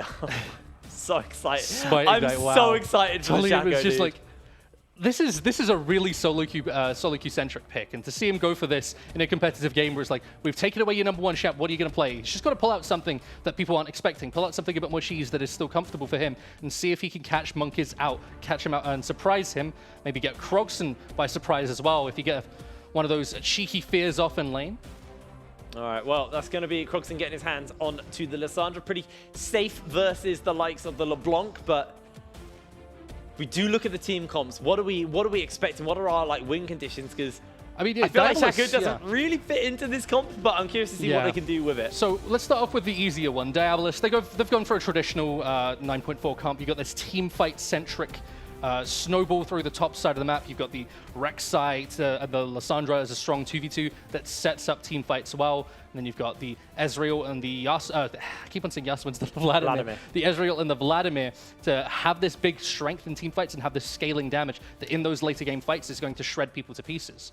On the other side, it's a little bit more interesting, let's say, as we're going to have to see how the Shaco is utilized. But generally, you want to snowball hard off of the early game. You want to get to the point where you can pretty much one-shot people. So I need to see early pressure out of him. He can't just sit back and go, I'm in a competitive game, I'll just take it easy, I'll farm up, I can counter gank if I need to. He needs to be in people's faces, he needs to have aggression. He's got Ignite for a reason. Yeah. So he needs to prove that reason to me here, and he needs to prove that he's not just a sub-jungler coming in and he can actually step up to people like Monk is. We're going to find out whether or not that is interesting or interesting. Yeah, just capitalize the INT, exactly. Yeah. But, I mean, you know, it's different, it's exciting, it's fresh. And oh boy, we take to the Rift for the second game of the day. Diabolus looking to try and get their hands onto that finals. They want to take on a team like M&M. Because if they get knocked out here by Bulldogs, M&M overtake them in the standings. And interesting start as well, the Rejuvenation Bead from Tullium as well. So we know that Shaco is a champion that generally doesn't need to be leashed for the first buff. He can just put down those traps for himself and utilize those to take it instead. Means that you generally end up with a fair amount of safety in those first few camps, and what that does mean for him as well, though, is he's going to get to the Tiamat that much quicker because he goes this Rejuvenation Bead. He doesn't need to go the potions. He doesn't need that bonus safety. But if they can get into his face, they can pressure him at all, he's going to fall apart. Well, starting up on his red buff, you can see that Monk is also looking to do the same. If we go for the Conqueror Watch, we have one. We've seen two Callistus so far. I believe Gould was both of them. Both times he's run the lethal tempo, but I have heard down the grapevine about this Conqueror Callista, where you basically just stack it up and then you get like a massive rend. I mean, it makes sense for the way Callista likes to trade, but all the same is like it doesn't really help her laning phase much, because in a laning phase, what you want to be doing instead is utilizing the, you utilize the rend by hitting a minion once, hitting a champion once, and pulling it out of both, still getting the reset on the cooldown of the E, and being able to get some poke at the same time. So you need to be able to utilize that effectively. Monk is going to take away his Raptors. We saw Tullium went towards the bot lane to get himself the drugs. So this is the thing. He went no leash, I believe, on the first start. So he went the red buff directly into Raptors to try and fake that his bot lane was missing, because Kerberos walks directly into lane to see if they could catch him out. But because of the ward on the Tribe Rush, it actually slowed them down a lot on the level 1 and meant that they couldn't get control of the wave. They couldn't punish it. And so Tullium's just free scaling right now, but going to have that Raptors, the little scuttle taken away. Everything's Raptors. It's a big raptor. Is the scuttle like it's a crab, isn't it? It's a crab. Yeah. It's called the scuttle crab. I assume it is a crab. But it's kind of like a bug more than a crab to me. But and then the Rift Herald is meant to be a corrupted scuttle crab. Oh. Because it's in the Baron Pit. It's where the Void, like the link to the Void, and it got corrupted by the Void. It's some kind of lore explanation they gave. It's better than the old lore where you, the player, were part of the game because you summoned the champions into the Rift. Yeah, but that means that Flash doesn't have any explanation in terms of lore anymore. I don't think Summoner's Rift exists in the lore anymore. I mean, yeah, I think the explanation they've given now is like Summoner's Rift is a fictional place where you're basically playing top trumps with the legends of Valorant. Yeah, I actually think that is the point. Curious to see where Tullium goes first. It looks like he's having a look towards the top lane. Hasn't been spotted quite yet, but there is look at that really nice ward there. That's intentionally going. I know how Shaco ganks. I know how to prepare for this. And Curb, smart play, smart presence of mind, and it means that he gets to keep control of the wave. Biggest speed actually looks to drag into him. A lot of damage gets put down already, but Transfusion will heal him up for the moment. It's like he knew. It's like he knew the Observer zoomed in on him and he had to make something happen right there and then. This is my time to shine. Dives hard in, but He had a strong performance on the Poppy yesterday. He has been criticized before as one of the weaker top laners in the league, but yesterday showed up decently and was able to pressure out, and so caught out Akers on multiple occasions. We'll see if he can have that kind of repeat performance. And they've already forced the TP out of Kerberos. The spot lane going even for the moment as far as the CS goes. Gould holding out on this Kalista. You can see there is a bit of push. Yeah, I mean, yeah. So small lead coming out for Kerberos thus far. So we're getting told, so the reason we went a little quiet there was production were telling us that it's Airy on Jarvan, but we knew that, and that's fairly normal. This is standard now. Everybody goes Airy on Jarvan now. We talked about it in the last game as well, actually. I thought our observer knew something about the game, but apparently not. No, it's I wish our observer wasn't a D4 X jungle main. He played in Forge Champions, our did. previous tournament. Whole production room, even with my headset on, I heard everybody We love you, laugh Mike. there. We love you, Mike. Was that an oof? Oh. I thought we got the oof. I couldn't hear the sound effects. There we go. But Tillium trying to pressure Monkeys off of this Scuttle Crab. We're having fun here, but we don't want to forget about the game too much. Because this is the 2v2 we talked about. It needed to be Monkeys and Crocs and making plays. This is the playmaking unit for the side of Diabolus. I mean, Tolium's not been able to make a single play yet so far. He tried top lane onto Curb, didn't work out as Curb had a great ward to catch him. And he's down in CS, he's down in levels, and when you think of Shaco, what you expect is a more snowbally pick, and so far, not really been able to impact the map at all. Didn't actually go into that team at first, went straight into his red smite. As Monkeys looking for the play, the taunt will connect, and Gould uses that heal. Here we go. They do get themselves the knock up into the cat, and he flashes away. The Justice Punch not quite enough at the moment, but the Rends and the Ignites are almost enough. Oh, he's they do it. take him down, and now Gould, 1v2, is looking to get it out, but he's not going to chase for the kill, as the concussive blows will slow him down. You got Monkeys coming in, burns the flash to be able to get on top of the cat. And he still trades 1-for-1 until Tillium's now standing behind them looking for something. Hado trying to see if he can find Tillium. Tillium not level 6, but might just go for his red buff. Still not had that impact, still not proven why he's gone the Ignite just yet. And still not proven why he's gone the Shaco just yet, actually. It's one of those picks. It's like an Udyr in that sense, and you hear a lot of people talk about Udyr. If Udyr gets a kill on the first clear, most broken jungle in the game. If not, Udyr is a terrible jungler that does nothing for the rest of the game. Shaco is very similar to that, and so Tillium really needs to find some kind of advantage soon, because he's already slipping away. He's already 400 gold down, and he needs more. So far he's looking a little bit more like my jungler versus their jungler. This is Shaco on my team versus Shaco on their team. Are you one of the people that says Shaco or Shaco? Now you said it, I actually don't know what I say. Shaco? I think I say Shaco, but I think I sometimes say Shaco. I think I mix it up a little bit. I know our resident mispronouncing of champions is actually normally goes to Orcs for Yasuo, I believe is the emphasis he chooses. But he's Northern, so we let him off and not being able to speak. What's the one he says for Silas? Or Silas sometimes. Silas, that's Silas. Monkeys actually could just...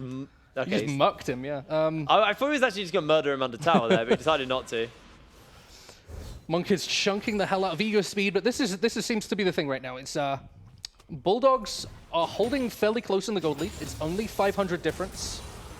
But all the same, they are slowly bleeding out. You can see them slowly falling apart at the seams. Bot lane ends up being caught out and starts to lose a CS lead. Top lane, ego speed, has slowly but surely been slipping away, and we're waiting on Krogson to start being able to rub around and make these plays. We're nearing around that level 9 mark where he wants to do that. And it's got to be the first ultimate of the game from Lissandra. That's one of the most impactful. It's very similar. You can talk about that with Nocturne. You can talk about that with so many champions. But if you can make a play that works on your first ultimate, the snowball is there. You start rolling, and you know, you're the ones with the Nunu that time.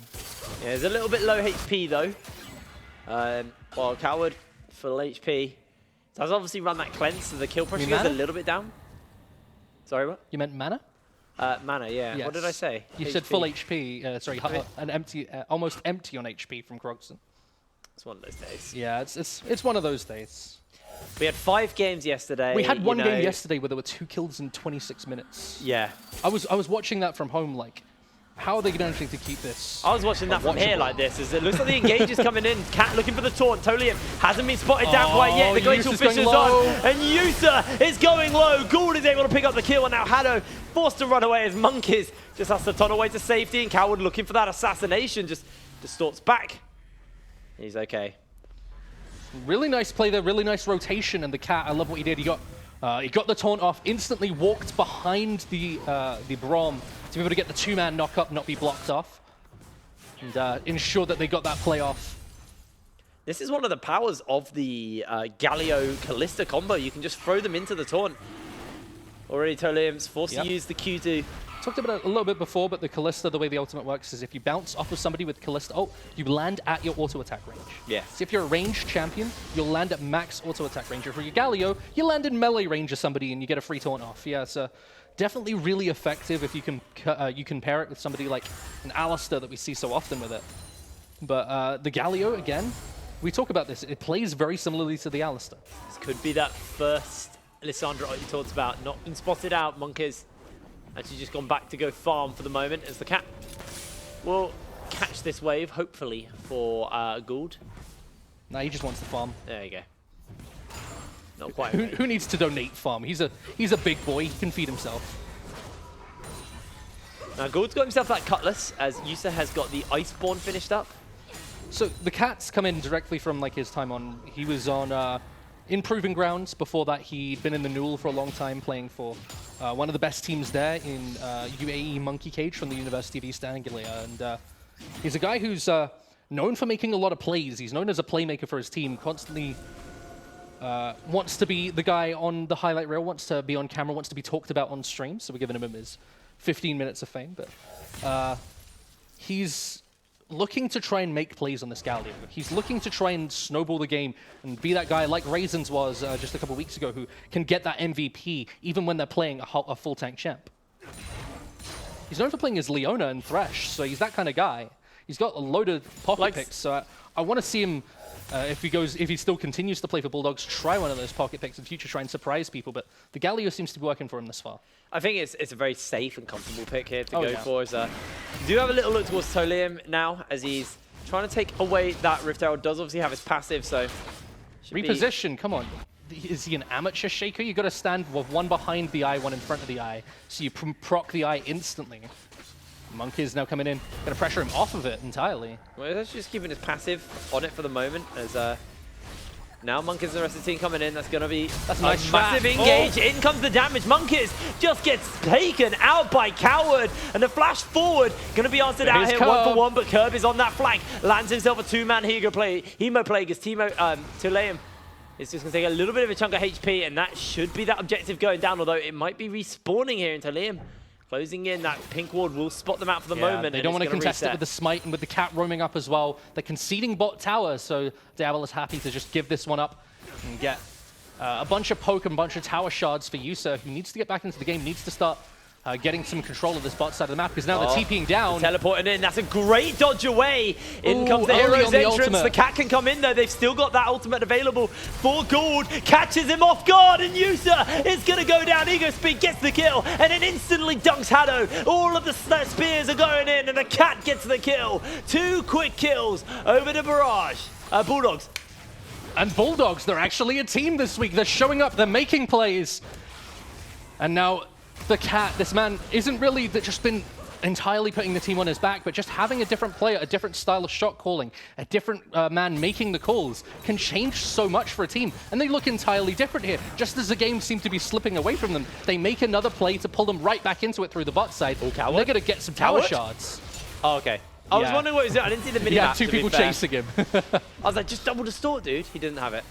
Is that Curb now? Just zoning away. They have that Rift Herald. They might actually just plop it down in mid lane. There's only 2 plates left. They're going to do that immediately. because without anybody able to come up from the bot side, because they were just so busy taking those tower shards that they had to reset, means you get this free charge off. And, free turret. Free turret at that, yeah, the first turret gold going over to them. But now what they need to do is rotate onto the dragon, make sure you can do that while they have to deal with the Rift Herald. You get that free time on here. They're going to be able to take this objective as well as all the plates then fall off. You can see Ego Speed split pushing in the top lane. Isn't able to do too much to the turret for the moment as Yusa, Hado, and Monkeys will just work away at this Mountain Drake to Liam. Now trying to stop Krogson. So they're going to get that Mountain Dragon. So Diabolus, even though they lose those couple kills, they lose a lot of the bot lane tower, they trade back decently. They get the Rift Herald, they get the mid tower, and they get the Dragon. So actually coming up massively ahead on that one. Diabolus, even though the kills and the plays that are actually being made are slipping away from them, their map movement seems superior. And you know what this is reminding me of now? This is reminding me of Phelan versus Eminem from just a couple weeks ago, where Phelan went 14-0 and were constantly making all the plays to get kills. They weren't making any plays to get the objectives, and so the game slowly ended up slipping away from the side of Eminem because they couldn't force it. They didn't get They're looking for the engage here. Bulldog, the cat does have that taunt, goes in with the Justice Punch, lands it onto 2, and Yusa is just going to be picked up here as Coward gets the kill. But what are they losing for it now is they're getting chunk on the second tier tower. This is always going to be the case now because Bulldog, they've got the ability to force plays. They drafted the Jarvan plus the Galio combo. They know they can go in. They know they can get these dives working as Cub almost getting the kill there, forcing Ego Speed's flash. This is always the thing now, as we were saying. When the game starts to go towards Bulldog, what are they losing elsewhere on the map? This time, they get the bot lane tower. They get the kill for it. But they lose the mid lane tower. And the Bulldogs, they've been losing out on the map. Throws it onto the clone, but it doesn't matter because that's enough to get the kill onto Tolium. Because they're throwing on the clone, you get the AoE damage anyway, regardless. You can hit him with a Q. Oh man, that could have been a double kill if they got the LeBlanc and not the clone. You know, sometimes pointing and clicking on somebody is difficult, Jake. Give them a break. Yeah. Is when there's 2 of them. You have a Nico cloned as a Shaco, and you suddenly have 4 of them. I lost a game in the saddest way earlier on in the week. So we were playing, and I was actually trying out the bot lane Yasuo. It was very fed. The rest of my team, all very fed. The enemy team, all 0-7, but the jungle Twitch, who had about 24 kills. And he was 1v9ing that game real hard. His team were some heavyweights for the poor guy. And Had to put on the backpack. yeah, I mean, I was playing with some friends, so we had full communication. I was like, look, guys, if we kill this this Twitch, we'll be able to win the game. And one fight, our Malphite gets the perfect engage. We killed the But you Twitch. had a Malphite, and the Twitch was the one winning it. Oof. Oh, man. Yeah. So we were winning hard because the Malphite kept getting the Twitch. Yeah. And then they sneak Baron away. I blame the support. He didn't have good vision control. What can I say? And we make our way down. They're all low HP. We're like, we can do this. Twitch is the only one with full HP because he had the blade and the and the Bloodthirster. And I'm like, just get that Twitch. If you get that Twitch, we will win the game right here. The death timers are too long. And then the Malphite flash R's onto the Twitch. I jump in with the R. We smack down the Twitch. And when that kill credit comes up, I don't see a Twitch, I see a Nico. And I go, uh-oh. And at that point, the Twitch comes out of stealth. And oh, it's me. He absolutely destroys us and gets a pentakill. And I'm like, to be fair. You have that sad moment of realization. As, oh, man. The worst thing was it was like, oh, the Nico was like 0-11. He played terribly. And the one good play he did was base disguised as Twitch. And baited us so hard, man. As we're going to have a little look of a fight here as the cat goes in onto Monkeys, forced to get caught out, and Coward's going in. Turret's going to go down. The hero's entrance doesn't land the knock-up. Oh, the Hemo playing is big, and Tilium is going to get out. Nobody's died quite yet, but it's a 1-for-1, making a 2-for-1 at this point as Monkeys looking to flash over. Curb comes in. The flag and drag is on, and in comes Coward. Almost able to get one, but Croxton looks to take him down. Ego Speed unable to turn around as Tilium now might just try to kill. The Ignite is going to be enough. He does fall down, but the full ace for Diabolus. It's an ace, but he gets the fadeaway Ignite. He gets his moment of glory. And Diabolus now evening out the kill score, snowballing this lead. And once again, this is what we talked about. Bulldog had the lead early, but they consistently lost on objectives. 5 towers to 1, even with this kill score. Diabolus, they're just going to get back into this game with more and more control until Bulldogs, they just can't force these plays anymore. All right, let's have a little look at that again. That was scrappy. The Cat's just trying to hold on desperately to keep Gould alive, but he can't hold on long enough, and it ends up just being the rest of the members trying to get anything they can whilst they die, acknowledging they're gonna die anyway. But it's this, the ignite insta-death. He knew he was dead, so he might as well just ignite. Might as well, exactly, but...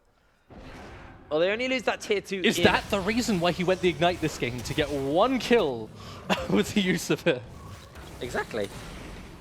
All right, well, that tier 2 did go down in the top lane. They weren't able to actually crack the base with that, as the death timers are still relatively low, but you can see Diabolus now grouping up around this Ocean Drake. It will help with their siege. Only 19 minutes into the game. Death timers, as you say, aren't that long, so...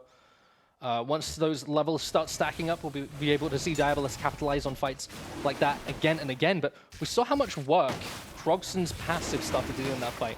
With the Lissandra Ice Clones starting to, you know, act like weeping angels, just walk up, tap someone on the shoulder, and then...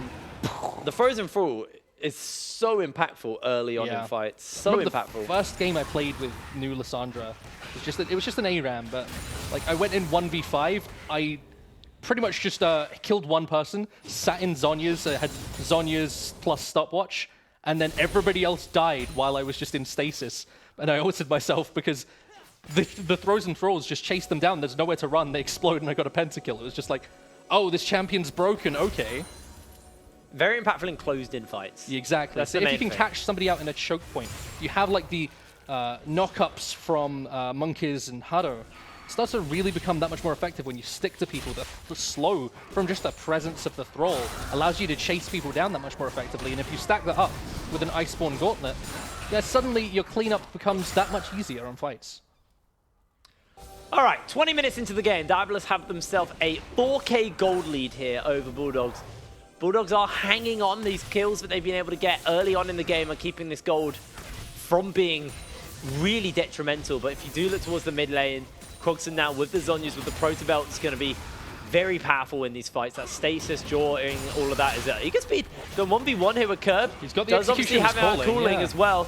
Going to cut some of the healing, but Curb now with the phase rush throws in the Hemo Plague and the Tides of Blood. Ego Speed forced to flash away, shield up a bit of that damage, and he'd be okay for the moment. So they trade Flash for ult. That's the best Ego Speed could get, and try and hold on to his ultimate timer. Maybe try and roam around the map, see if he can get anything off the backside of that, but that's all he's going to get for now.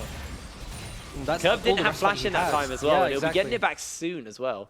So, going to be real nice for him. Just going to take a little stock of the map. Yeah, look at the map. It's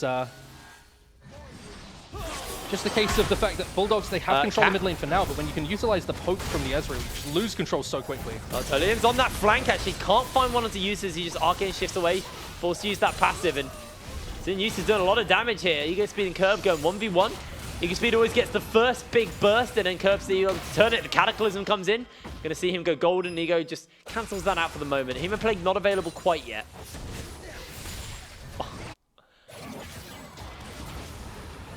So Curb, yeah, he's getting chunked out. He's getting really chunked out. There's no turret to run to. Proto Belt over him. Tides of Blood and uses the Blood Pool. Curb goes into the pit. Ego Speed trying to get the kill. Almost gets the flag. And Curb gets the outplay. So close there, and we can see as these champions scale into the game, the fact that the execution is there makes it so much harder for the kills to come through for Curb. But all the same, Ego Speed does still go down the advantage just a little too much in favor of the Blood God. That True Shot Barrage really hurts. Yeah, that tends to happen at this point in the game. He's not even got his AP yet, and we saw yesterday how much AP Ezreal can hurt. Krogson has a Medjais. Maybe a little bit of a salute towards Ego Speed's Poppy yesterday, where he built Medjais. I mean, is that more of a throwback towards Afflict's Sejuani? Well, he's winning, so no. Maybe. But the 1k gold bounty on top of the Medjais means that one death costs you that much more. So I definitely think that might be a little bit risky on Krogson's side, but he has all that safety from the Zhonyas on top of his ultimate. See, if he can stick with his team, not get caught out of position, and get vision control of Baron, which they've lacked for a while. We were taking stock of the map before, but we didn't really get much of a chance to look at it. It's just all this vision down the line of the river from Bulldogs consistently. They need to be able to push it up further and force a play again, and because they've slipped away in the gold lead, it's harder and harder for them to force one. You see Bulldogs definitely trying to get the hands back onto these lanes, try and take out some of this vision control, but Diablo's been able to put down Atelier. Might just be caught out here. He's going to lose his invisibility. That's going to be the hero's entrance. They're looking a bit used to the Ignite is on the Redemption. Coming down for the moment, and Gould looking to chase. True Shot Barrage rips through them, and a great block up for the moment. Now another Redemption comes up, and Monkeys looks to enter into the fight. Gets himself a one-man knock-up, and Gould will fall down. Cowards on that flank. They got themselves 2 kills already for Monkeys. In comes Croxton. Yusa does have TP. Hemoplague's been thrown out, and Ego Speed flags and drags away. Throws out the Cataclysm, and Curb is going to be able to get himself a kill, but Yusa snipes it away. The Cat gets himself a kill. The turret goes down. 24 minutes on the clock, and Coward has to try and hold out as Hado's forced to flash away from the tower shots. And Croxton has TP as well, so they can keep this one going if they want, but it would be very risky. They are just going to slow this one down. Oh, that's going to stop you from ending the game, and it stops them from getting the inhib. Stalls it for Bulldogs, who lost another fight there of Tullium being out of position, and I was about to say, he's becoming more of an annoyance than really a champion at this point, where these traps on warding spots are getting in the way, slowing you down a little bit. But that's all Bulldogs can really do, stall, slow you down. 25 minutes on the clock, they're going to get themselves their second Mountain Drake. Does help with this team who have a relatively slow Baron.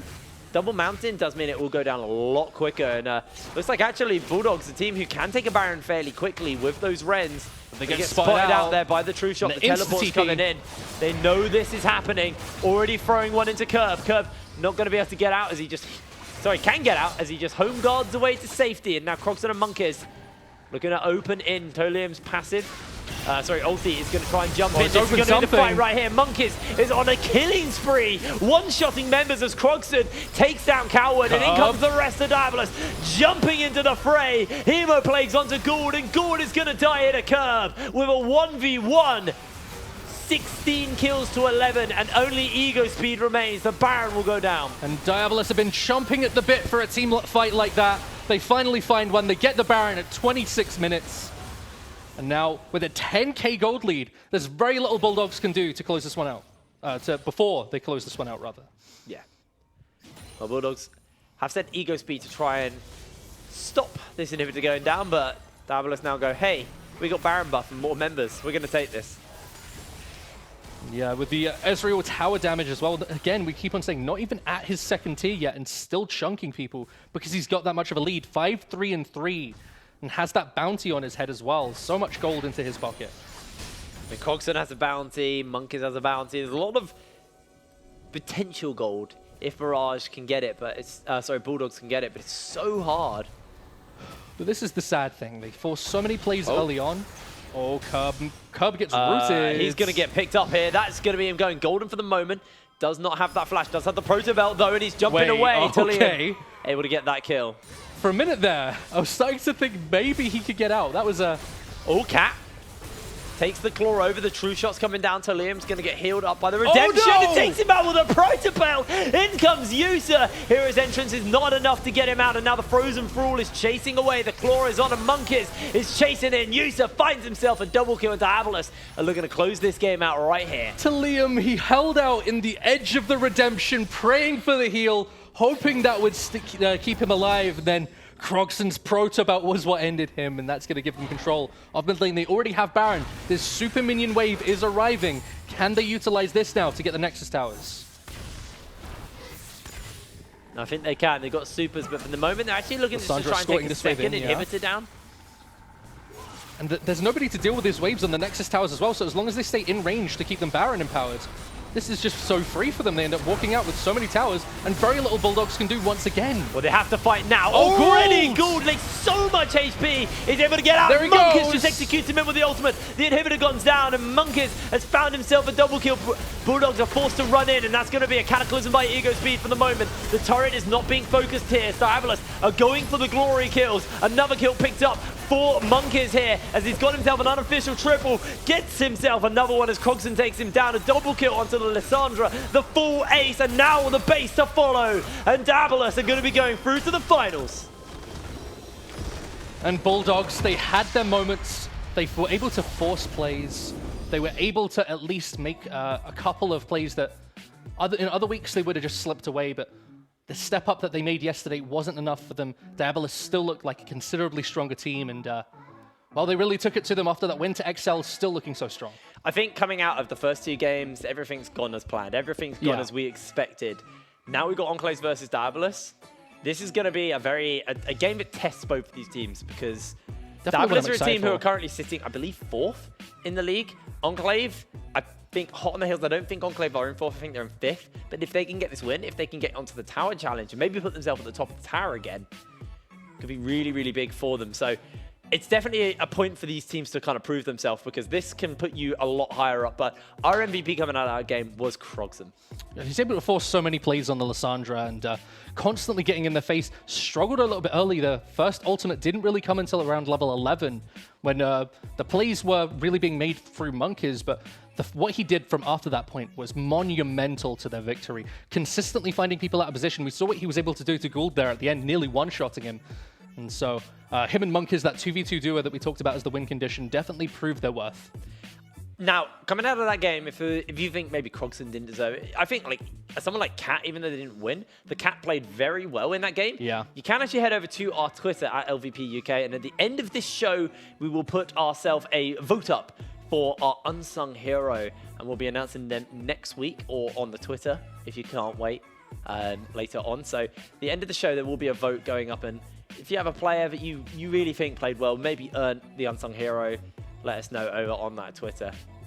Pretty good game though. I mean, now we need to take stock. Now we need to look at the Enclave versus Diabolus. Versus Diabolus. This is one I've been very excited for all week since we saw those semi-final draws. We kind of figured this would be the matchup, but all the same, the way it's come to be, Enclave playing through Visek and Voji, and we saw this time around Diabolus playing through mid jungle as well. This is going to be explosive in the mid game. I'm so excited for it.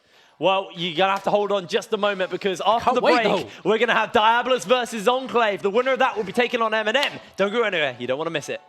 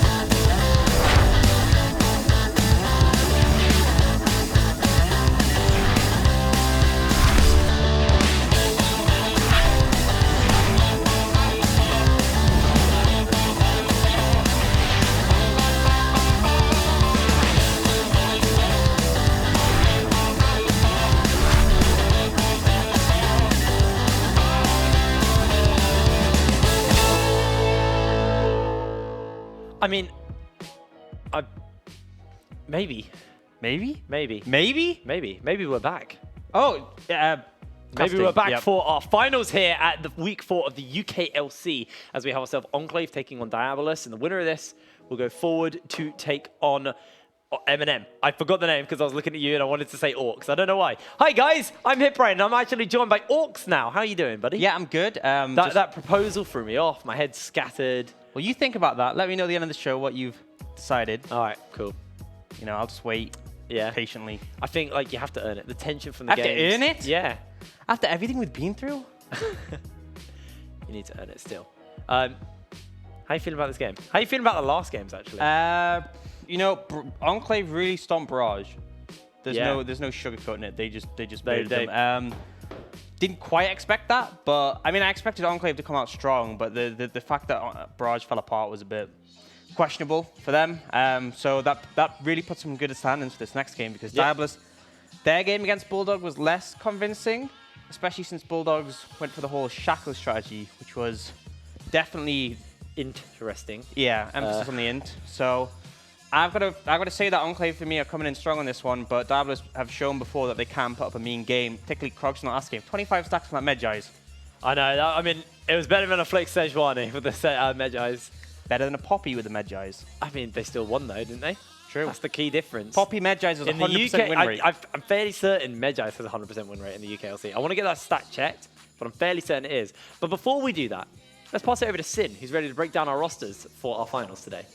You know, Diabolus, they did take down Bulldog, but, you know, they proved there was no clowning around in that game, even though there was the Shaco and Enclave taking down Barrage on the other side. So I want to start off with Barrage, with Enclave versus Barrage, who they closed the game out fairly cleanly. They looked so strong, and Governor showed that next level that we've been looking for from him. That level where he actually looks like he could be a top-tier UK talent. And in the jungle, we had Visek and mid lane Vaji, who took over the game as well. And it's been a lot of a story of this mid-jungle duo taking over the league. And down in the bot lane, it was Kevo and Raisins, who played fairly sustainably, were able to hold on to the game and get a lot of the pressure there. So I want to look at Diabolus, though, who on the other side, they've been putting less and less resources into Yusa as the weeks have gone on, and more resources into the mid and top lane. So Kerberos in the top lane, we've seen his Vladimir multiple times, we've seen his Yorick as well, these carry champions coming back from him.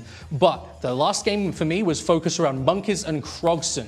That mid-jungle duo, again, was set up for an explosive mid-game, but if they can leverage the fact that they've got Yusa naturally winning in the bot lane with Hado, then they can snowball the map up towards the mid side, back up that mid-jungle duo, and maybe Diabolus, they can close this one out quickly. My money's on Enclave. Do you know what makes this game a lot more interesting?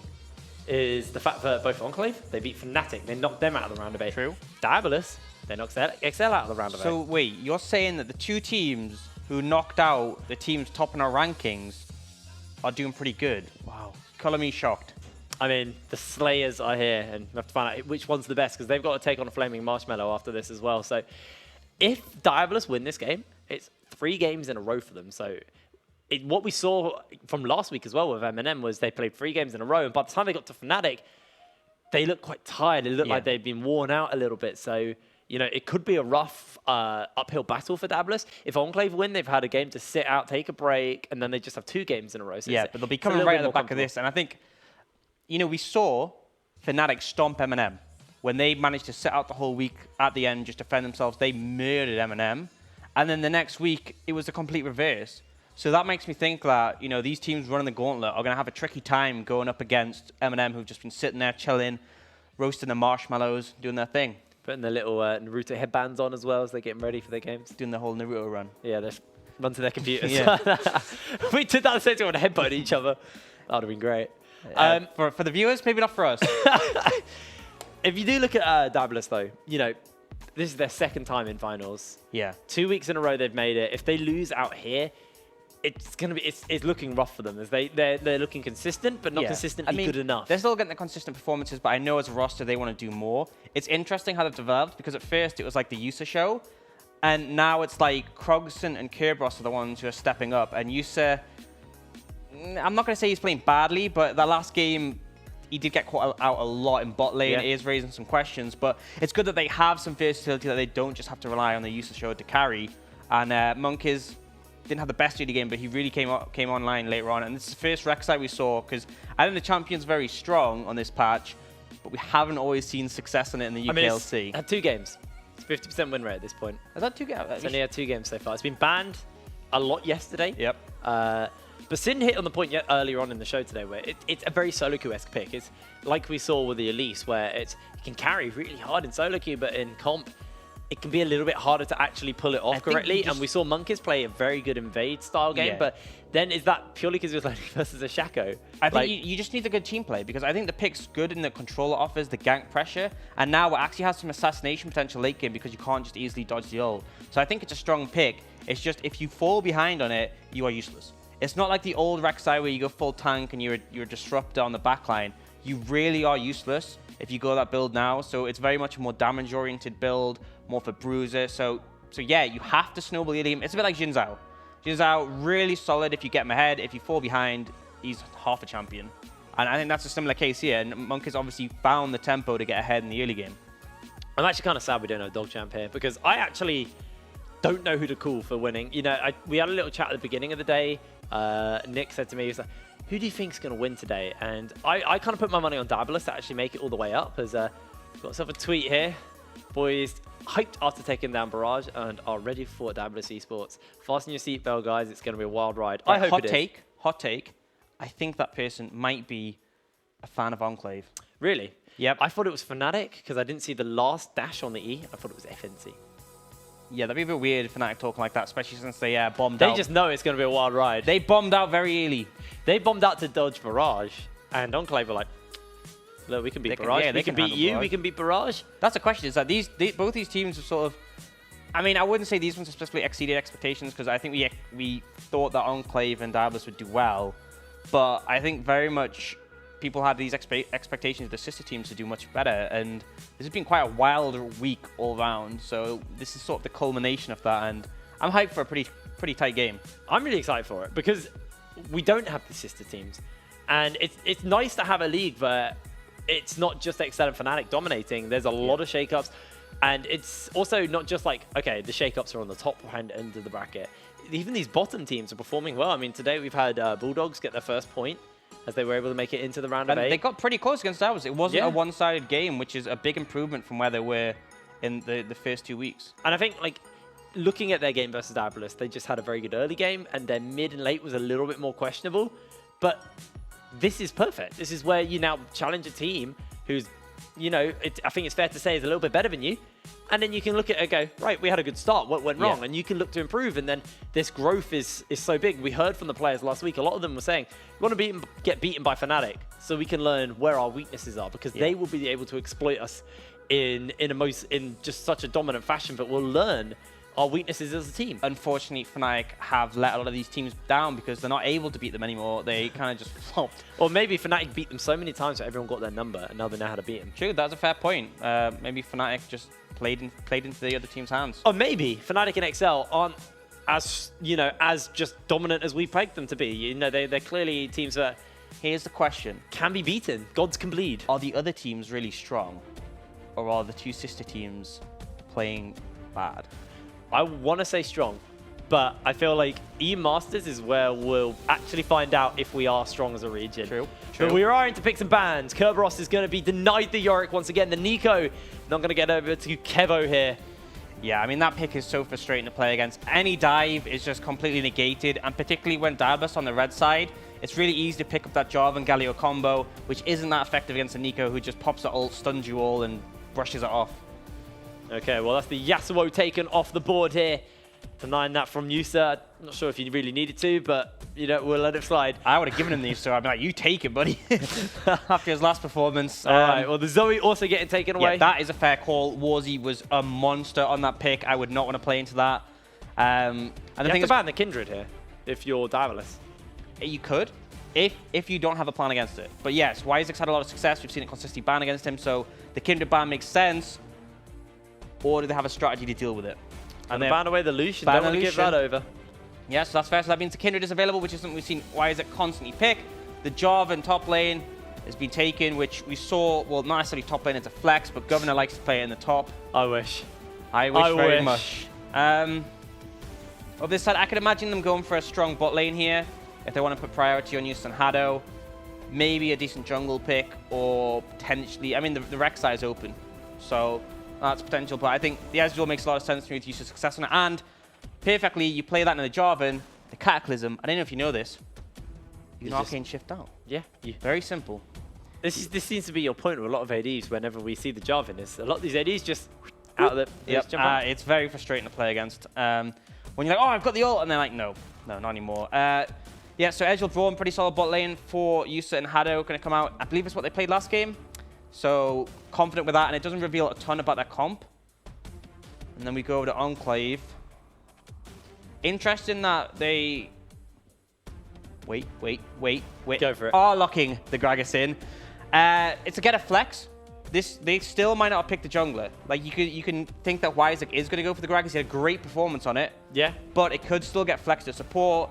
The Jarvan could be top or jungle. There's still a lot of flexibility, which is what we like to see. I feel that like they could also now force Diabolus to have to pick a jungler here, and then depending on the bans, they can look to try and counter whatever jungler they get and send that Gragas into the bot lane to go with Kevo. That is an option to them as well. But Monkey's going to get his hands on the Rek'Sai. Makes sense once to again. get the Rek'Sai. He had a really solid game. The early game was a bit shaky, but later on he really came to fruition. The only issue is you don't know what you're up against on the other side. To be honest, I think the Gragas would be fine to the Rek'Sai, but there is still the option for Enclave to flex around a bit. Now comes the ban and says they are going to get rid of that Kindred. So they know that they could have flexed that Jarvan on that Gragas. They know the Kindred still could be a pick, and they don't want to have to deal with that because Wisex has had a lot of success on it. I mean, the win rate may say 50%, but every game he's played he's come online. I feel like, yeah, the win rate alone isn't enough to say, okay, it's actually not as good. Because Wyzek, very dominant jungler. Fair to say, one of the best early junglers we've got in the league. He is prone to falling off in the mid and late game. Yeah. He does. That's where he falls short. But what he does for the team in the early game and into that early mid game is so impactful and is basically one of the major factors that wins Enclaves their games.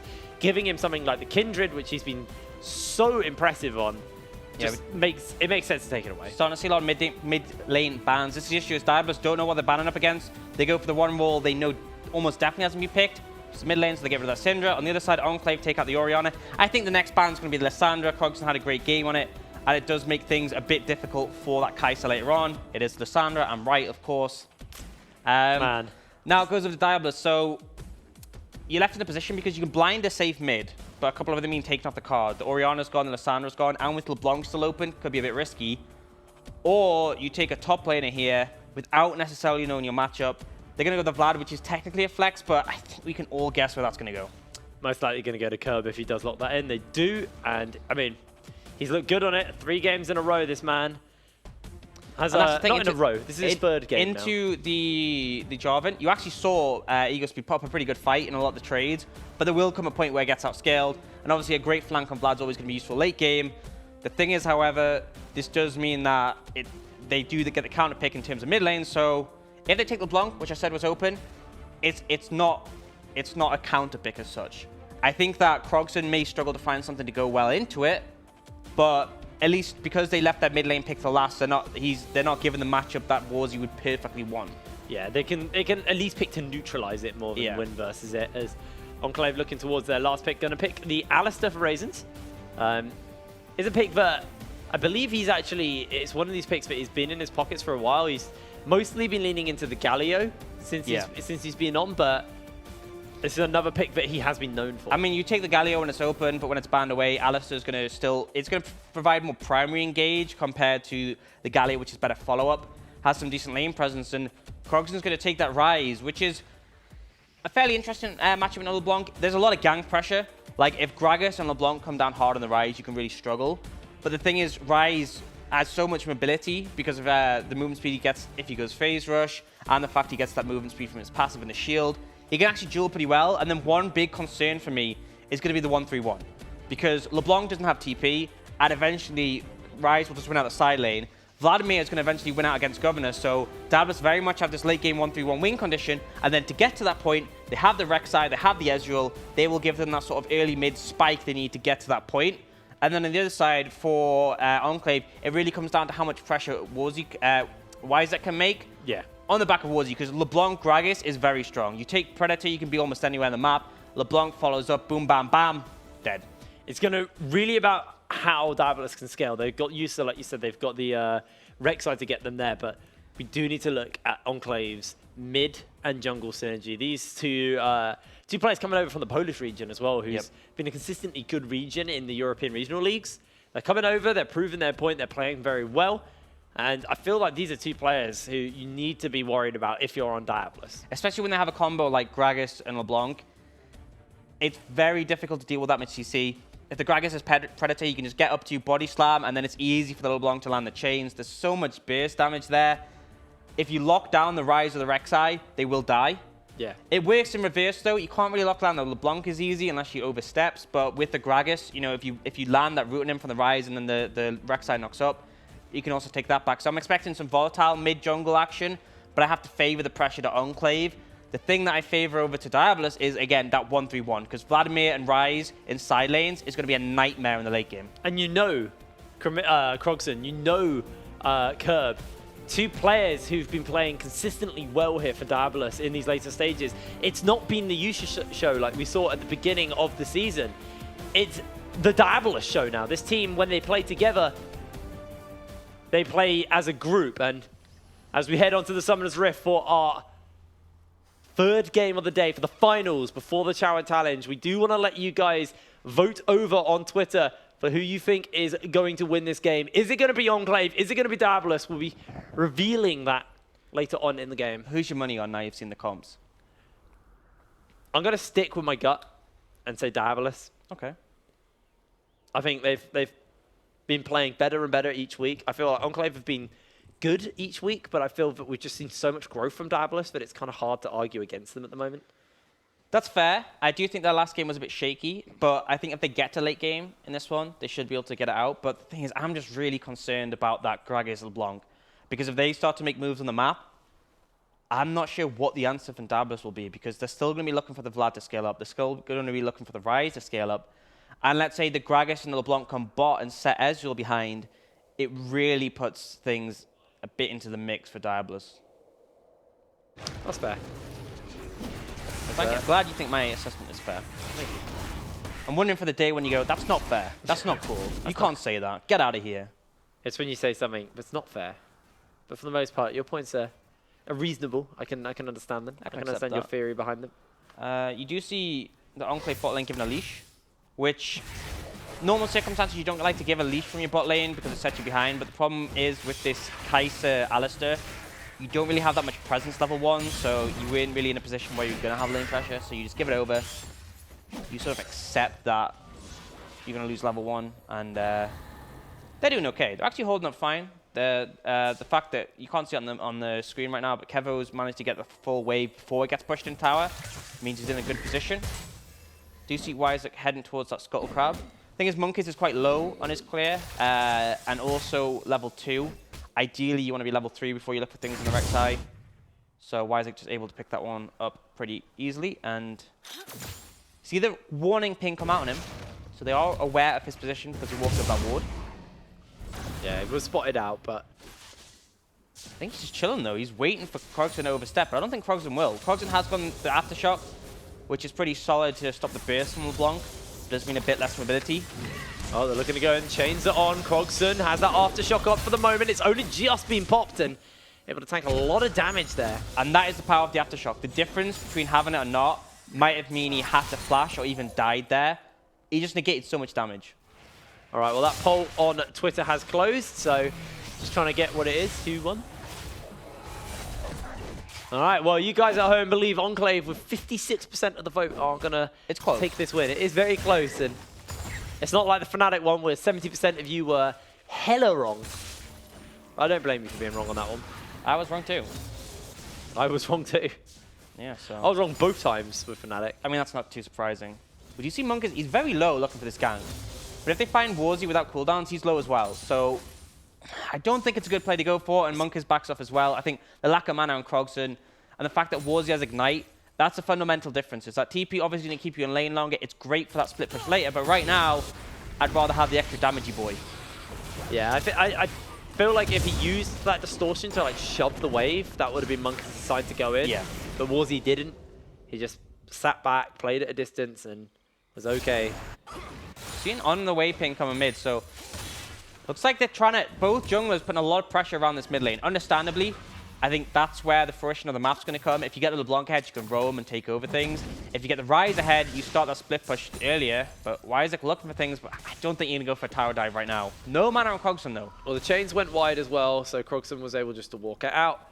It's taking a fair amount of poke here from the minions, but Yeah, I does have think that he's teleport. going to freeze and TP back, and LeBlanc just isn't going to be able to push it back in time. And the thing is, the LeBlanc would love to stop him from recalling here, but if you go in a tower, you'll get rooted and die. So he just stopped his own recall. I guess he didn't want to lose the cannon. yeah, Okay. I think the minion dematerializer meant was you could shove him pretty fast, but it still delayed that back a bit longer. You're fine with that as a Ryze.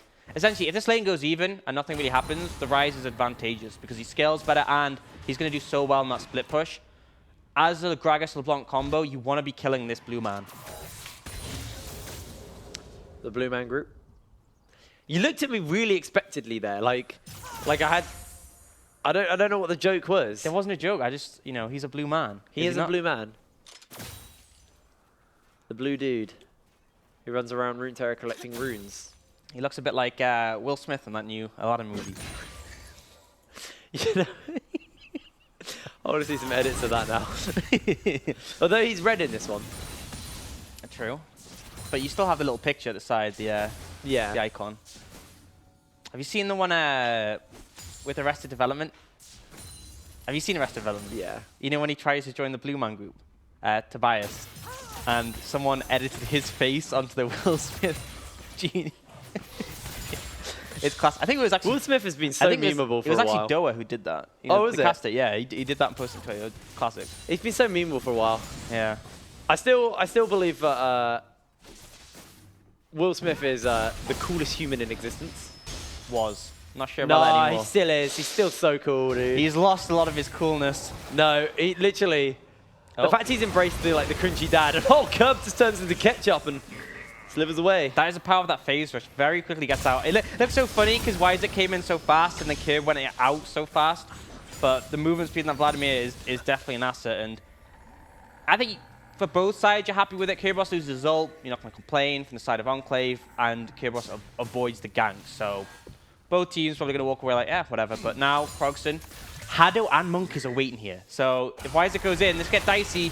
The Governor's going 1v1 here versus Curb. Curb, no ultimate.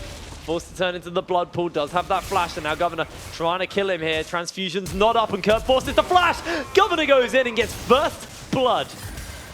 Held the flash for so long. I think Kerberos got really greedy, thought, oh, I don't need to flash out the Cataclysm and just buy time. He should have just flashed out instantly, ran away.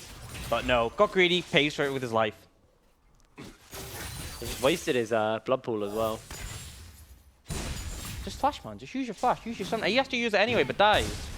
Was he? Ignite has gone down. Krogston's actually taking a lot of minion aggro. The flash gets interrupted by Monkeys. Chasing the wrong one. This time does actually get on. Minion! Doesn't matter. It's just the style points. I mean, he gets the CS as well, so I'll take it. But yeah, bit of a misplay. Krogston baiting very hard, but does manage to get out. And then Warzy flashing. So he flashed over the Rex side, but still got hit by the knockup. Bit unfortunate, but does pay for his life. Now Isaac looking for Monkeys here, but I'm not sure you want to go for this. I didn't see you got that, as Monkeys actually does have ultimate available, but not going to follow for the moment. Good belly boop stops him from getting away, so Isaac playing confident. Prove me wrong once again. Just true-shotting a few minions. He hit Kevo there, and that Yeah. chunked him and stopped. I'm not sure if he was recalling or just chilling, but either way, he's no longer chilling. And we can take a bit of a stock of the game. Fair CS lead bot lane coming out from that Ezreal. We'd expect the pressure advantage to be on Diablos' side in the early levels, but you always take that. Back in for the tier and the Shun, really nice position to be in. The Rise is on that tier 2 Dark Seals. So Diablos doing pretty fine at this point. The only concern was that top lane. It's not a massive deal, but if Curb keeps dying like that, that's when it becomes problematic.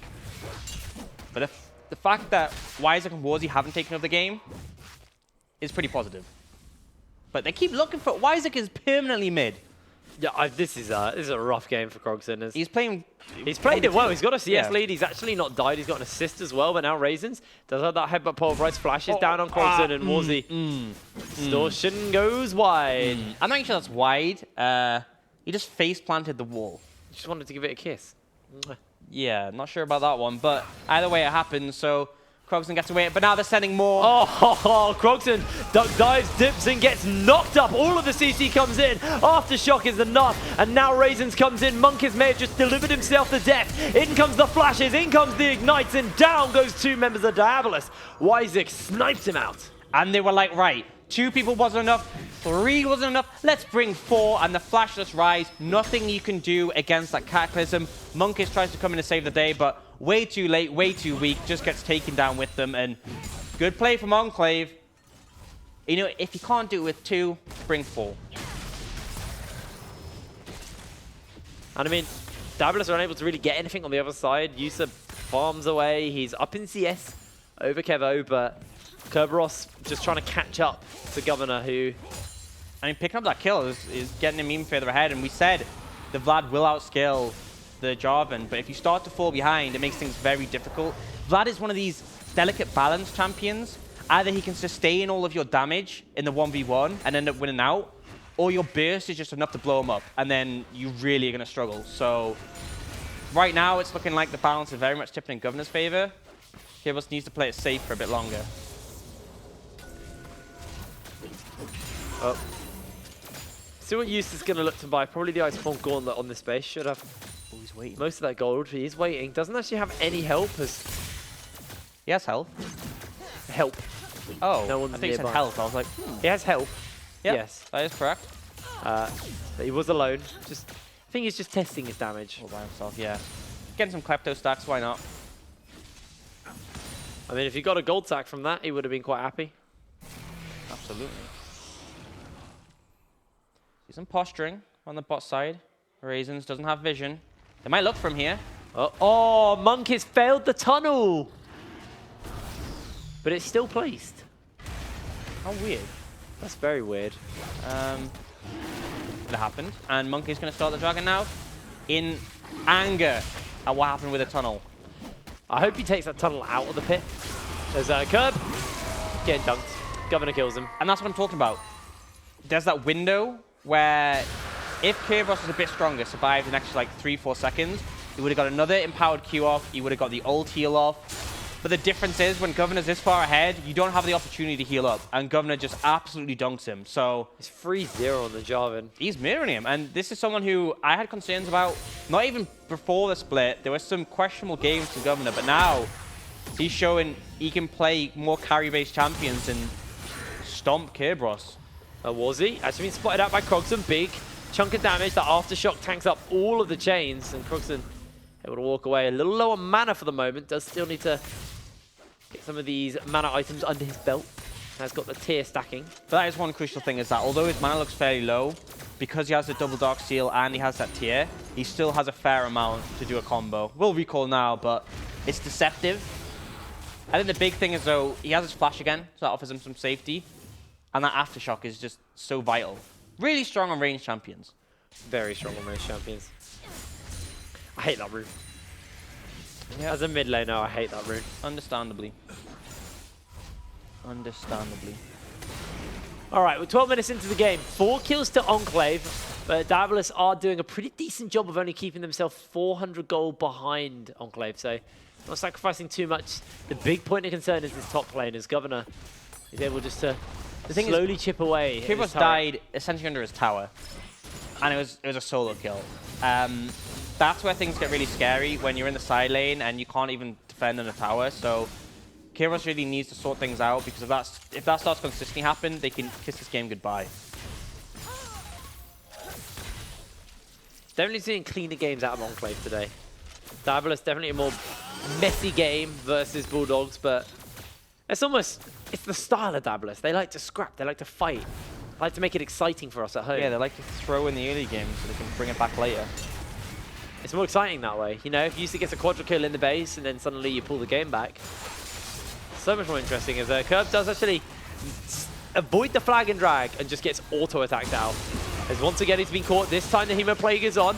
Gets himself the Tides of Blood. This might be enough for the shutdown. No, Governor flashes away and Wyzerk is speeding his way in with that Predator. The heals are coming up and now Curb is forced to run away. Monkiz is coming in. The flash comes in and Curb might just get himself a turnaround. Monkiz saves the day on the Rek'Sai. Oh, and crucially, Wyzerk's flash just came up now. If he had it at that time, he might have been able to predict Kerberos' moves or flash early to speed up the channel and land on him, but instead, he ends up missing.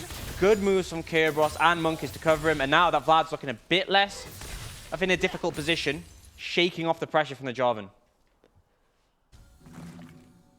That's enough to equalize the gold as well. As Curb now flashless, Governor flashless, but as these items start to come in, if you can get that shutdown, if you can get that 1v1 onto Governor, Curb will just run away with his lane. We are starting to see some shutdown gold develop on the rise, and the Ezreal mostly from farm.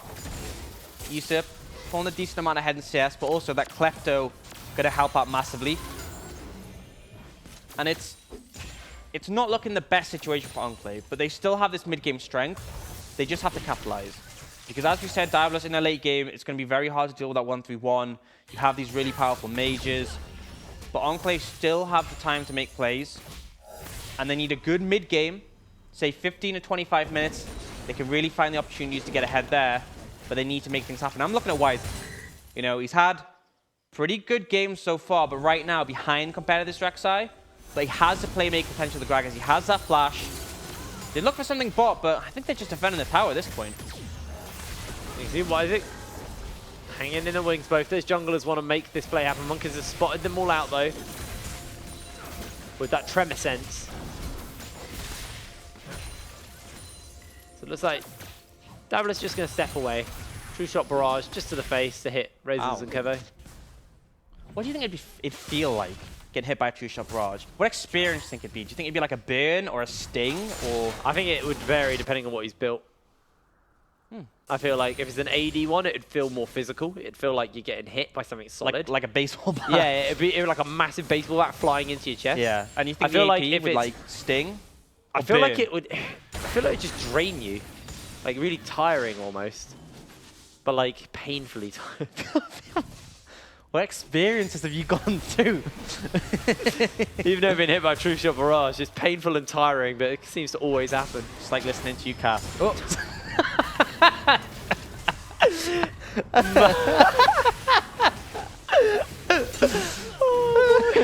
I couldn't resist. I'm sorry. I mean, it was a good one. You hang out for me. I'm gonna Painfully take the true.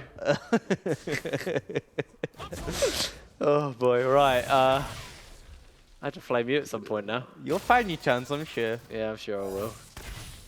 Right now, let's go back to flaming players. So, Pick it up, Yusa! what are you doing? Right now, he is shoving in mid lane, trying to put pressure on this tower, and it does limit the LeBlanc's movements, but Krogson just got... What do you think that feels like? You know when you're like... Sticky and wet because it's like a Yeah, beer. you know like when you're at a club and someone throws a drink and it Yeah. just lands on you? Like that. but a lot more. 'Cause Yeah. It's a keg. Yeah, it's a lot. I mean, that keg's made of metal, actually. There'll be shards in that. Oh. But fight's breaking out. Double distortion. Use the arcade shifts away. In comes the Glacial Fissure. Not going to chase, and that's a hum and a ha. Yeah, so I've been doing some research recently, and I was testing some things in the practice tool, and I found out if you land abilities and skill shots, they tend to be more effective. You're not wrong. So it seems like Diabolus kind of missed the ball there. Hado missed from that Glacial Fissure. If he Oh, stuns, Monk is Kevin can actually- go in. Yeah, he might be able to jump I in. don't know if That's he going to be a wants lot to. thrown in, but Hado joins in, and now Raisins is jumping in. Warzy with a double distortion on. Ultimate's already been used, and he's going to get executed out. As Warzy is able to jump away, and Raisins forced to flash curve. Hemo plays, this- true the shot, the combo, that's enough! Oh, bang! Oh! Stakes on the menu for Kerberos! What a combo! I mean, I wasn't sure if it was going to be enough, but they found it. They used the synergy, and crucially, Kyrros was like, I'm going to ult here. I think it'll be enough. It's good synergy from Easton Kyrros. Good friends they are as well. Good friends they are indeed. Now Hado, explosive cast away. You can't do that through the Unbreakable, I mean, my dude. that's why the Braum pick works so well into the Gragas, because if you throw the barrel into a shield, he just gets knocked back, as you saw. Only effective if you're flanking at that point. Yeah. It looks like Crogson's been sent to deal with Governor while... I mean, this is the problem, is that Krogson's actually fine against Governor. He's farmed really well. Like, you look at the difference, both top laners on 140 CS, but Krogson's on 180, so he's in a really comfortable position. The goal difference isn't as significant between him and Governor, so he can handle the lane fine. And then Kyrros goes in the bot lane, and there's no one you really want to answer him, because you don't want your LeBlanc to sit in there clearing waves. You see Warzy's come mid because he wants to be where the action is. But now Kyrros is heading bot, and Diabolus have already started out that 1-3-1 that we said is going to be so critical for them to win the game. Curve now got himself a Crystal Scepter as well, so can kite from Governor a bit more effectively. Yusa with the Ice Bond. There's a lot of slows here on Diabolus now. It's really hard to chase and go for these extended fights. And once again, Isaac went in for the Runic item in the jungles, but the Runic Echoes, but actually he's picked up a Spectre's Cowl, so he's opting into a more tanky Gragas this time. Yeah, I've seen this quite a bit from a lot of people like to go that full AP build, but Isaac very much gets the Runic Echoes with the early pressure, then goes more tanky. And actually, they've made a move. Krogson and Kyrros coming mid. They now have 5 members sieging on this tower, just as Enclave moved members to try and react to the split pressure. Diabolus for the wild one, but that means top tower, this bot tower are undefended. So they're just going to sacrifice them. The top tower is dead. The bot Yeah, they're not tower- going to lose bot. Curve should get there in time, although Governor doing a pretty good job. Curve comes in with the Proto Belt. Yep, he's able to defend. Lots of slows, remember, with that Crystal Scepter. Quite tanky as well. Got a lot of health with the Proto Belt. I mean, Vladimir does have a lot of health from the AP transition, health transition to the AP. It just goes both ways. It's a weird stretch you're doing there, mate. Just, you know, Stretching my shoulders out. Ooh, ready for a big team fight coming up soon. I feel like we're now at the point where Enclave are going to be like, look, this 1v1 is getting frustrating. We need to find an opportunity to force something and take a team fight and then start to snowball this game. And I think Mountain Drake might be that point because Davilis want to get their hands on a second Mountain, makes the 1v1 even more effective and even more threatening. Absolutely, and it starts to make you wonder, can they just send 2 people into the Baron and they duo it? And the answer might well be yes, but for now, that will be the objective on the cards. Question is, will Enclave give it up? Because if you look at the vision control, there's just none on the Dragon area for Enclave. And so it just feels like they haven't prepped for this, and they might end up having to give it up. I mean, Wiselook's in the area. He might be able to look for a steal, but I feel like they're way too late on the vision control to be able to contest this. True Shot comes down. Krogson's been sent in to that lane to deal with Governor. Governor does have the Hex Drinker. Monk is looking to chase. The flag, the drag, the chase comes in, and Monk might just be assassinated here. See if the dunk's going to be enough. They haven't actually got themselves one yet. It's going to get turned around. Monk holds out fast, and 2v2. They get themselves a kill. Meanwhile, a fight breaks out in the mid lane, and we see Yusa does fall to Kevo. Yeah, so really good moves from Dabbers. I wasn't sure if that engage is going to work for Monkeys, but he bought a lot of time, and now Hado has to do the same. All right, Curb's actually able to make it in just before it falls. Throws down the Hemo Plague and the Tides of Blood. Kevo is here. In comes the Realm Warp and the party's on. Krogson's in as Kerberos is going to go down. A 1-for-1 fight, but Monkeys gets a knock-up, making a double hill for Krogson.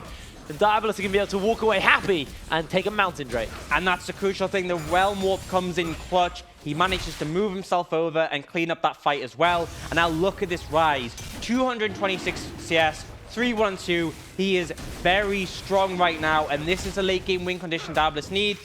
There's no one who can answer him in the side lane. No, there is no one who can answer him in the side lane. And now they have double Mountain. The real concern for me is that at any point they could just throw a couple of members over the Baron. I mean, you have the Ezreal on the Rek'Sai. They can tunnel over, and the Braum can come too. They could probably just 3-man the Baron. And as long as you keep the pressure up so that the other team can't walk into the area and see that happening, they can essentially pick it up for free. But again, as you said, the split pressure, towers will go down very fast if anyone is touching them from the side of Dabblis. Gonna see Governor pick himself up this turret finally as Curb. Crystal Scepter can't slow enough with the flag and drag. Now got himself that needlessly large rod, so maybe the Spellbinder, maybe the Death Cap. What would you go for? I've seen a lot go for the Spellbinder. Does give you a lot more mobility as well in these big flanks, but Death Cap is just, yeah. I mean, Death Cap's such a feel-good item, right? I would lean towards Death Cap because he has that phase rush already. But maybe I'm just greedy with my build. I mean, Death Cap just feels so good. Yeah. As the Void Staff has been finished up on Krogson. He's now working towards his own Death Cap. He is very strong right now. We can see Governor had the advantage before, but I don't think he can really do anything to Kerberos anymore. He's just too tanky. It's going to take too long to kill him. And because Governor's invested in tanky stats, he no longer has a burst to wipe the Vladimir off the map. So now that split push, I mean, yes, the Governor can hold his own, but he's constantly going to be shoved in. Top lane, there's no real answer to this Rise because the LeBlanc's there, but it's not fun for her. I mean, look at the bounty on this Rise. 1,000 gold. The CS is huge. The KDA is solid. This is going to be a problem for Enclave. Yeah, it's looking like it's getting rougher and rougher, that gold lead.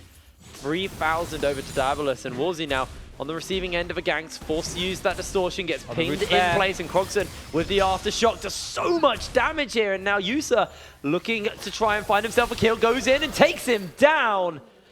Nice and easy for Dabolus already, picks up the kill and a blue buff. And that's the issue. Warzy was trying to answer the Krogson split push, but really not in a great position to do so. LeBlanc seems like he can't pin it down, but when you have the mobility of a Rek'Sai and the lockdown of a Rise, it was fairly easy pickings. And the crucial thing is, Enclave had no pressure on the map to really stop Dabolus from going for that. Yeah, let's get that point and click down and stuck in place. Even you could land that one. I don't know. I don't know. Might be a little bit hard. They're starting the Baron. They are starting it. They're inside the pit, already going down very, very low. There's double mountain doing a lot of work. Wiser loses half his HP. In comes the Glacial Fissure, and Kevo has entered into the fray. One kill has already been picked up here for Diabolus. The Tides of Blood is on, and Kerberos has entered into the fray. 3 members of Enclave fall. The chase away, the dump, everything is thrown onto Kevo as Croxon is chasing him down here. Does land the root, does land the Q. The E takes him out, and it's the full wipe onto Enclave. Diabolus are just murdering Enclave here. They start the Baron up. They know Enclave have to contest, and Warzy, he's has coming. double distortion. Their health bars are so low. Frozen the chains. Yusa jumps in. Warzy's low. He's going to fall down to Yusa. And down goes the Baron. Diabolus take control of the game. Really good peel off from Diabolus there. There was a bit of concern that Warzy could come in and maybe get a pentakill when the health bars were that low. But the control was there. Croxon instantly moved out and landed that root. Yusa was there with the damage. And Diabolus have just completely taken control of this game. I mean, look now. There's Rabadon's picked up by the Vlad and the Rise. He actually distorted chains that gave him the time to get the root. I think if he just distorted, then distorted into the pit, and then Q went chained, back, and then went back, he would have at least killed someone. And Yeah. he wouldn't, like, without getting into double distortion range, you wouldn't have been able to win that, but you might have been able to take a Baron of 1 member. I mean, this is a surprising thing, is that we look at how did that play start. Warzy got caught, okay? What happened in the play? Isaac went too far forwards and died, which really stopped any chances of them contesting it with a smite steal. And then on the back end of it, Warzy dies again. And, you know, we talked so much about this Isaac Warzy Wonder duo, and they've been brilliant, but this game, they really just haven't been on form, and Diabolus have been punishing that absolutely. Ooh! True shot, hitting hard. Bear in mind, this isn't a full AP Gragas, because when you see a full AP Gragas and he gets chunked to hard, you're like, fair enough. This is a Gragas with an adaptive helm and Merc Dreads, and he's still getting chunked out pretty hard. Oh, his base even gets cancelled. That's actually really nice for them. Diabolus now able to push in and just siege away on these turrets. Warzy has no way to deal with Kerberos, who's just too much sustain, too much tankiness. Yeah, I mean, what's the best thing for a 1-3-1 comp? Getting Baron. Oh, looking for an engage onto Yusa. Redemption to heal up, and now Warzy's flashing away. Curb just gets a solo kill in the top lane, and now Diabolus able to take himself an inhibitor turret in the bot lane.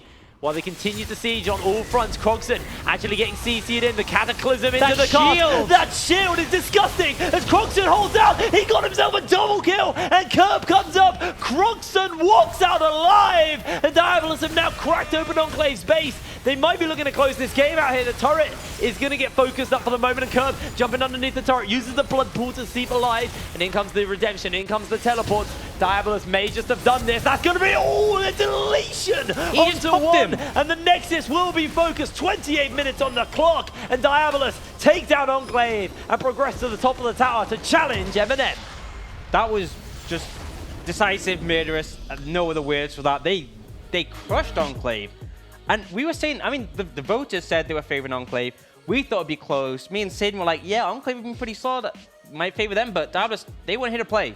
I feel, I mean, like, Diabolus, we said at the beginning, you're like, they played versus Bulldogs and they looked shaky. You look at Enclave, they played versus another one of the weaker teams in the league, and they just stomped them. So on paper, it looked like, okay, Diabolus aren't as on form as we've seen them in the past. They come out here versus Enclave and they go, we're on form. Yeah. We were just playing with our food. I think something I had to credit is, I think the draft is really smart. You give Kerberos a great champ for himself, the Vladimir. You have that Rise. It gives that late game win condition that you know you can rely on. But then at the same time, they didn't overly commit to we need to sit and scale. They had tools in the bot lane in the jungle. And as soon as they got things going and Croxon got ahead, there was no answer from the side of Enclave. And I feel like that was the sort of issue with that LeBlanc Gragas, is they work so well, but you have to find success. And we saw Isaac permanently around mid lane, and they only found Croxon once, and that was when they brought 4 members, and it didn't really do anything to shut him down. He just continued to farm up and become a powerhouse, and that's the scary thing about Croxon. He is good on mages. He is very good on mages, and I think, I mean, like, Curb as well, very good on mages. He got destroyed early by Governor. Yeah. And then, like you said, the scaling came up, but Curb just, it didn't shake him. His mental looked unbreakable in that game, considering how much of a rough start. Another unbreakable kind of mental, you got to mention Croxon, like you said, good on the mages, but he was permacamped, dude. And he just, he had them on their death note, but we do have an MVP, and that is going to be Monkeys for that game. Great game on the Rek'Sai. it was hard for me to actually figure out who I thought was going to get MVP because I feel like Herb, Monkeys, and Croxon all played fantastically well, but Monkeys maybe a bit of a slower start versus something like Wyzek, but no, to Warzy, sorry, but then he just It is read him. Wyzek. Well, it is Wyzek, yeah, sorry, I'm getting them muddled up. Both begin with W, that's it. True. Yeah, but and they're always next to each other, so I don't know who's actually the jungler and who's the mid laner. I think for me, it was the fact that we've seen Wyzek consistently have these crushing early games. Like, he has been one of the strongest early junglers in the league. And Monkeys picked... This is someone who a lot of people thought of him as a sort of tank-only player, but he picked this Rek'Sai, went ham in the early game, and he won the early pressure. He had more early pressure than Wyzek, who is, up until now, been one of our strongest early junglers. So I think that explains why he's at MVP, because he facilitated the Vladimir and the Rise to get to the point where they could just split to the heart's content. Well, before we get on to our last game, let's have a little look at the bracket and see how everything is shaped out in the week 4 of the UKLC. As you can see, Enclave and Barrage. Enclave came out on top, and Bulldogs versus Diabolus. Diabolus came out on top, and I mean, where's Fnatic Rising? Where's Excel? They are knocked out in the round of 8, and now Diabolus have ascended to the top of the tower, and they are looking to challenge Eminem for that title of the Tower Champion. If Eminem can get this win here, they will propel themselves into 2nd place, I believe. Yeah. I need to check the table, but I'm fairly certain that puts them into 2nd Yeah, place. we'll have the scoreboard later so we can fill you in on all that, but I mean, it's a close match because both Eminem and Diabolus were on the heels of Excel and Fnatic, and this is an opportunity for one of them. I think both of them have collected a lot of points, but one of them to really shoot forwards. It's going to be a tight one because obviously we saw Eminem play once this week against Fnatic. It was very decisive, looked very good. If they play like that and Diabolus played like they did last game, it's going to be close. I think this one's going to be a bloodbath. We've had a few controlled, slower games so far, but the Tower Challenge is always just like a 20-minute bloodbath, man. A clown fiesta. We love it. I think we've got some clown noises we can bring out at some point. Yeah. I mean, yeah, man, it's not the UK scene if it's not messy, if it's not crazy and just exciting to watch. Yeah, I completely agree. It's fun. It's fun to watch, but these teams giving it the absolute all, yeah. All right, well, coming up after the break, we have the Tower Challenge. Diabolus have climbed their way to the top of the tower to take on Eminem. So we'll be going to a break shortly to get going with that game. But seriously, for the moment, let's have a... I would like to show you okay, my beautiful power friend. How cute. They are cute. I like the little... they got horns. Like, they always live in Freljord as well. And they got, like, their tongue out the whole time. So surely that thing is just, like, frozen out all the time. Like, there we go. I think they would have evolved to, like, not have their tongues freeze. They're kind of like the lemmings of Runeterra. They're kind of just useless. They're cute, but they're useless. That's cold. On that cold bombshell. Useless? I think that's a harsh one to say. Well, while we're in the break, let us know in Twitch chat if you think Pyros are useless. Don't go away. We'll see you in a minute.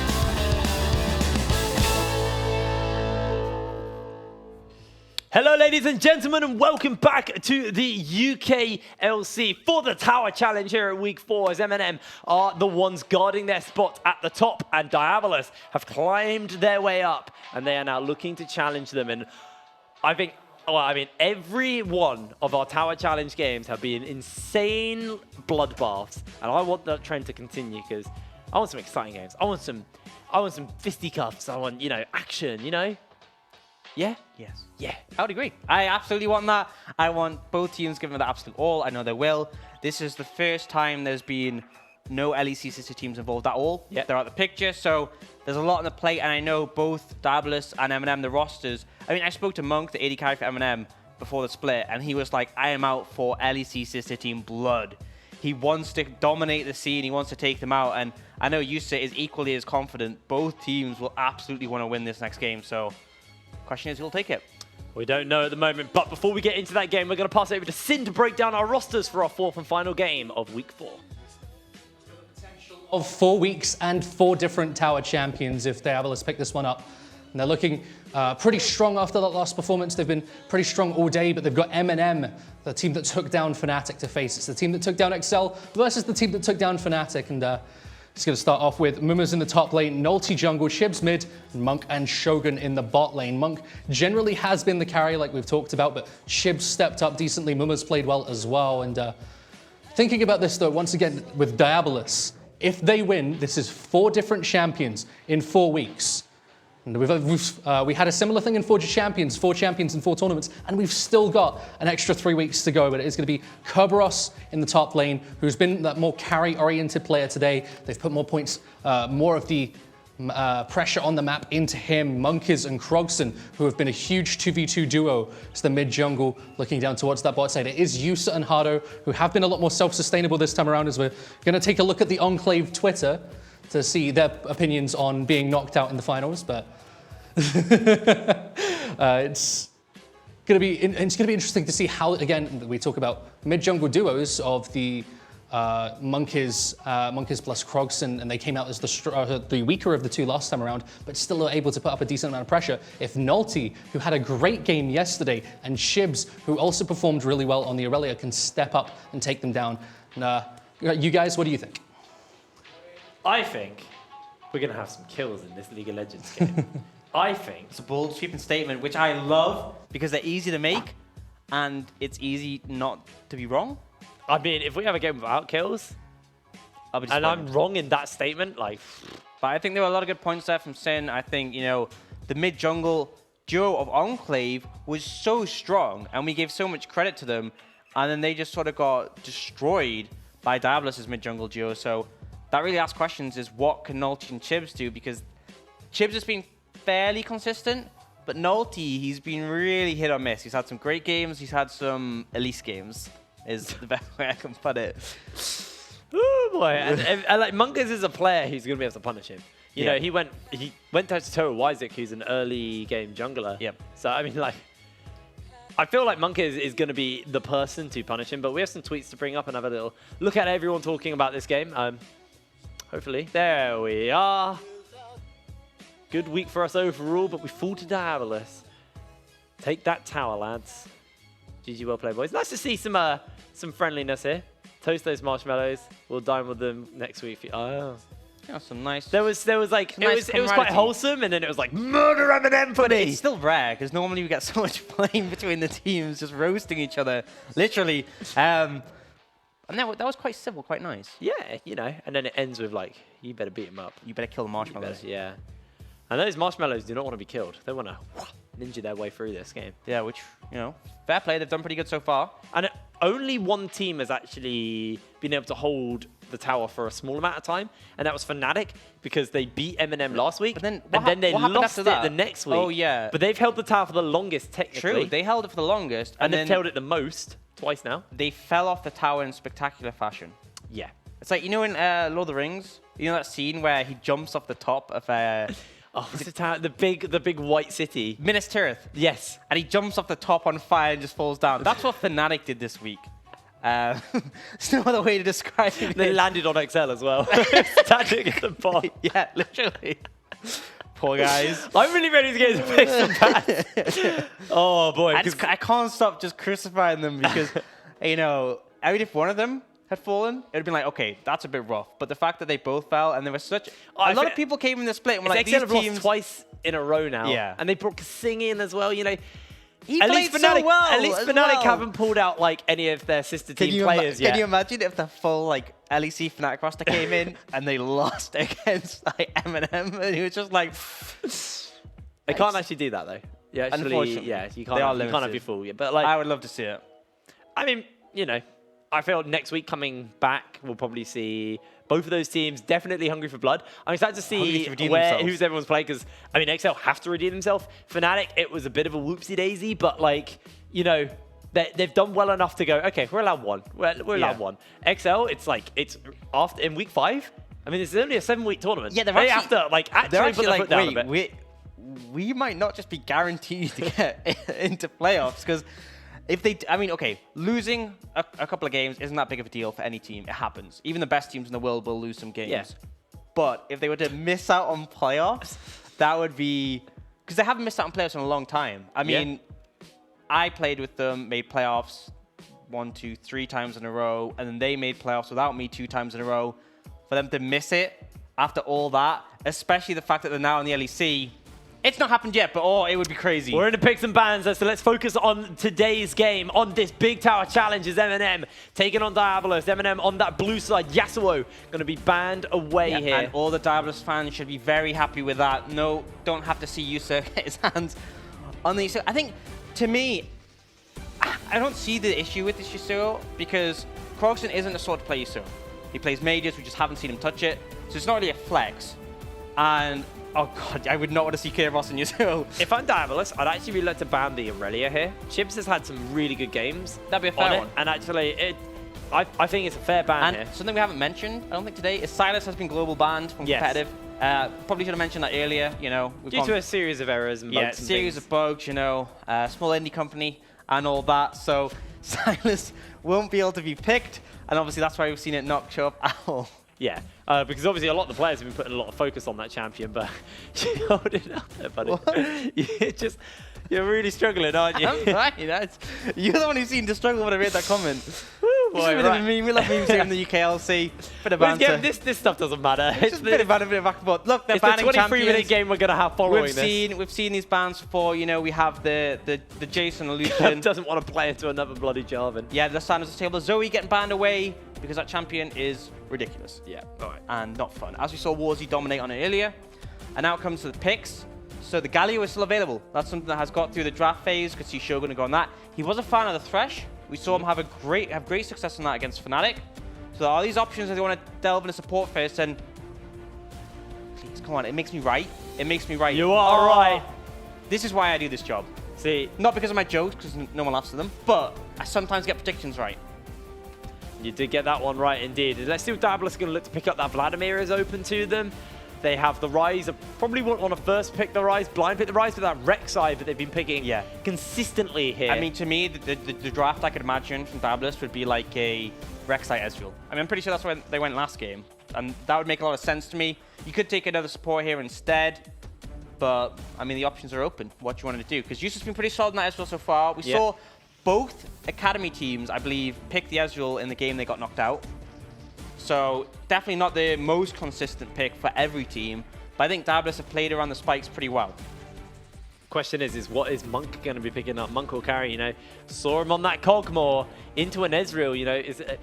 You can poke, but you can't, like, you don't have as much kill threat, really. Yeah. Until you hit that late game point where you look to one-shot him with the AP hybrid build, but at that point, Monk was able to shred through people, and even X-Maddie kind of shifted into him a few And times. the crucial thing is that, Oh, no, it was Anax. although only Enclave have played the Nico so far, it has been kind of left available if other teams want to play it. We do see that Relia, as you talked about, Chibs has had great success on it, and still a possible flex.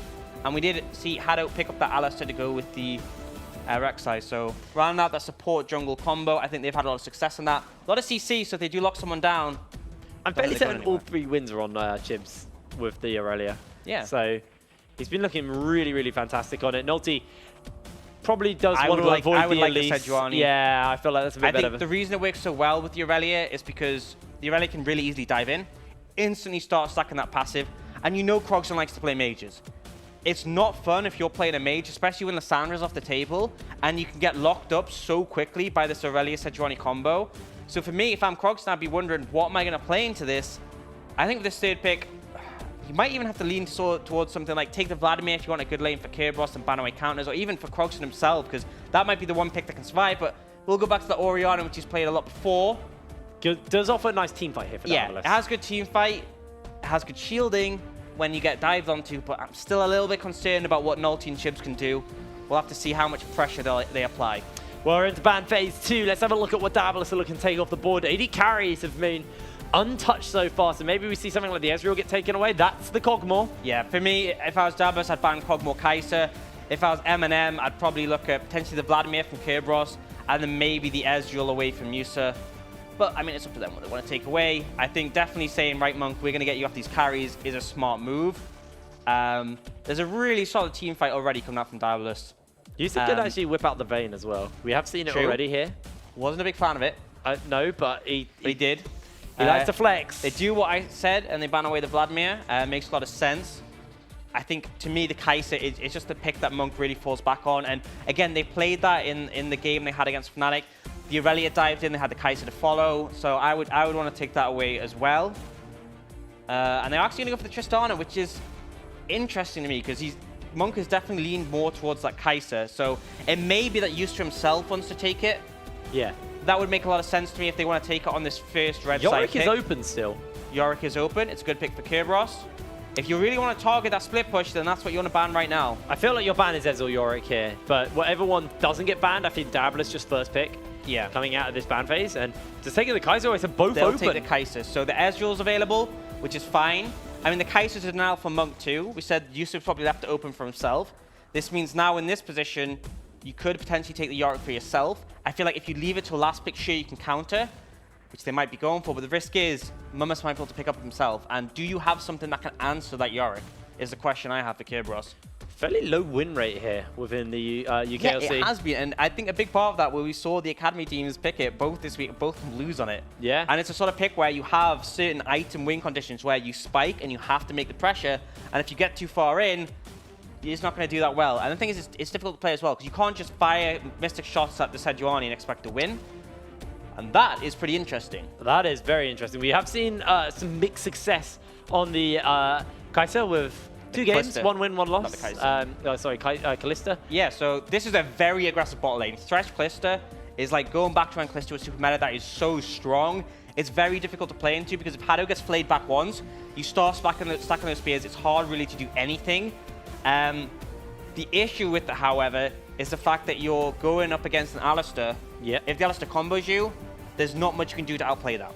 Okay, I feel like this is a Yorick here for Curve because it's probably going into the Aurelia, unless it's in that Rise top and they flex it to catch Kerberos off guard here. I think the reason they've gone for the Aurelia is Aurelia's a decent matchup into Yorick. You can Q through the ghouls and stuff, just stack through them, and your trading power is actually okay. So it makes sense if they were like, we have this prepared if you want to go that top, and it looks like Kerberos is going to go for that, but it's not quite as an easy lane as we've seen for other people on Yorick.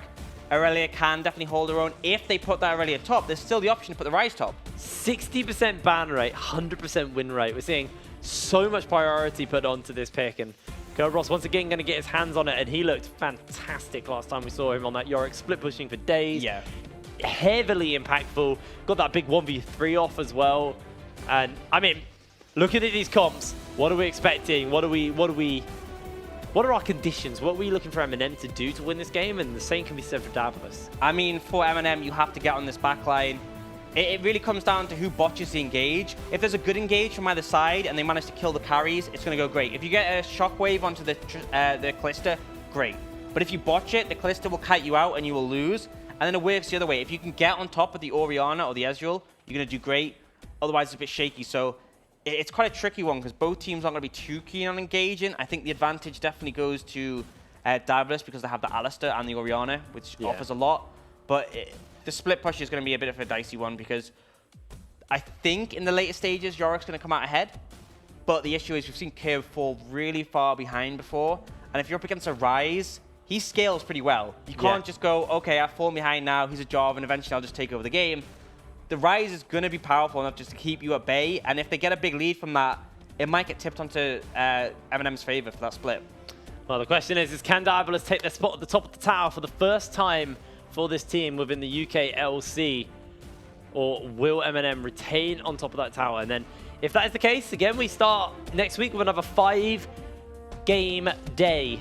Love it. Which Love is nice. The extra League of Legends. Can't get enough. So we'll go in this game, and I mean, I feel like a lot of games, I'm like, this team has an advantage here. This team has an advantage here.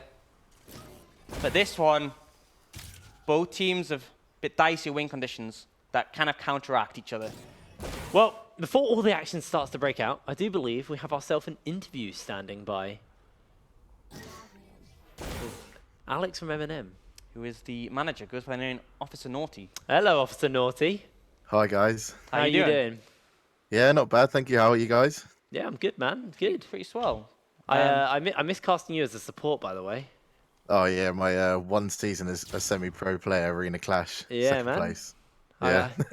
How time. are you feeling about this game? Obviously, pretty solid start to the week, you know, taking out Fnatic and getting yourself at the top of the tower. Now, you've got Daedalus as a team. Is this kind of what you expected after you saw XL fall? Did you think it would be Daedalus for the team you were going to go up against, or did you think it may be someone else? Well, I feel like if you'd asked me this question at the start of the split, I would have said yes. But from the games that have happened in the UKLC so far, pretty much nearly any team can get to the top, to the finals at least. So we thought maybe Daedalus was obviously like the smart choice, but like we really were prepared for any one of those 4 teams to make it. Yeah, which makes sense. It's been very hit or miss. How do you feel in terms of, because a lot of people have said, you know, the whole Monk will carry thing. Yeah. But who do you think has been the sort of person that's impressed you most from your roster? Who's carried the most compared to your expectations? Well, I think what's so good about this roster is that everyone has their like roles and everyone knows what their job is in the team. But if I was to have to say someone who's impressed me the most, it would have to be Chibs, I think.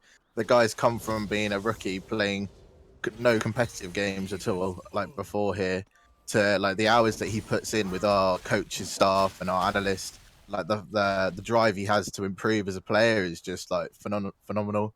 The guy's really putting the effort, so he's really impressed me the most, I think.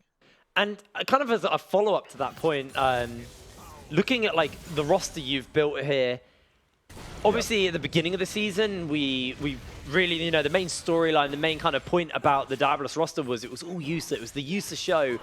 And while I wouldn't say he's taken a backseat, what was kind of like the what was going on when you decided to kind of start putting Curb back onto carries and moving him off the tanks and all that? We're talking to the M&M manager. Yeah, I don't know much about I am Curb, in to my be own world. I am so sorry. What the hell am I doing? Right, I'll take the next question I've instead. done 4 games in a row. You take the next question. Right. Well, I want to know, what do you think they did to make Curb a carry player? Oh, I think Curb makes himself a carry player, doesn't he? He's a 1v9 machine in solo queue, so that probably transfers onto competitive games. Right. And who on this Diabolus roster are you kind of looking at? Who's kind of the scariest player for you guys here?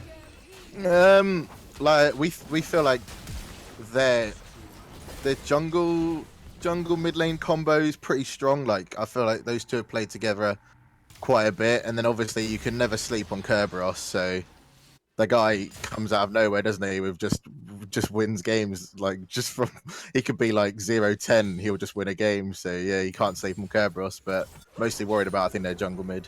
Awesome. Thank you very much, mate. We will speak to you soon, hopefully. Best of luck in the game, and speak to you later.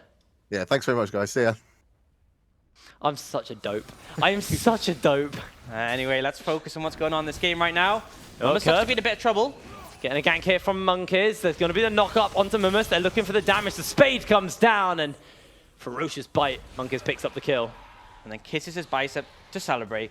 I mean, Mumus was looking for the long flash, and this is the issue. If you get caged up by the Yorick as this rise, you're not that great at taking it out. You have pretty slow attack speed, takes a long time, and then it's pretty easy for the Rek'Sai to follow you with that tunnel. Good moves, and he's just TP'd back up, but he's on the tower, so I think he's going to be safe for now. And we talked about the split advantage that Kerberos would had. How, yes, we've seen him fall behind early before, and it might be a bit tricky if he does this game, but I mean, if you're going to come out ahead on the Yorick, that's great. That's exactly what you want. Well, good start for him, as Tear's been picked up onto Mumus. It was Curb, now by it's the Kerberos. Sheen. Yeah, ouch. These spades are going to hurt. What do you think that would feel like? Go back to that question. Getting hit by a spade. Probably not getting hit by a spade, yeah. That's fair. I think that's a good show. I mean, he hits the minions so hard, but it digs the grave. Yeah. And places a tombstone. That's going to hurt. And now he straps a sword to the spade as well. Yeah. A glowing blue sword as well. Yeah. That's going to hurt. Absolutely. And we do see a second glowing blue sword picked up by the Ezreal. That's fallen quite a bit behind in CS, and this is what I was talking about. This Kalista Thresh lane is so strong in the 2v2. I think that Houston had to play pretty carefully to sort of survive this laning phase. And sure, Ezreal's always going to be strong when he hits his item spikes, and the Alistar's always going to be that great engage. But in this lane, I think you really have to be careful because the all-in potential is very real. And Mumus actually trying to fight off 1v2 against Monkeys and Kerberos. I think the flash was used by Monkeys and Mumus there. And Mumus just managed to shrug it off. And now, actually a big disadvantage because Monkeys has spent so much time top lane. Kerberos isn't level 6, but Mumus is because of the leeched XP. And that means with no Maiden, Kerberos actually getting pushed in the tower. You can see there's a small CS deficit growing in that mid lane.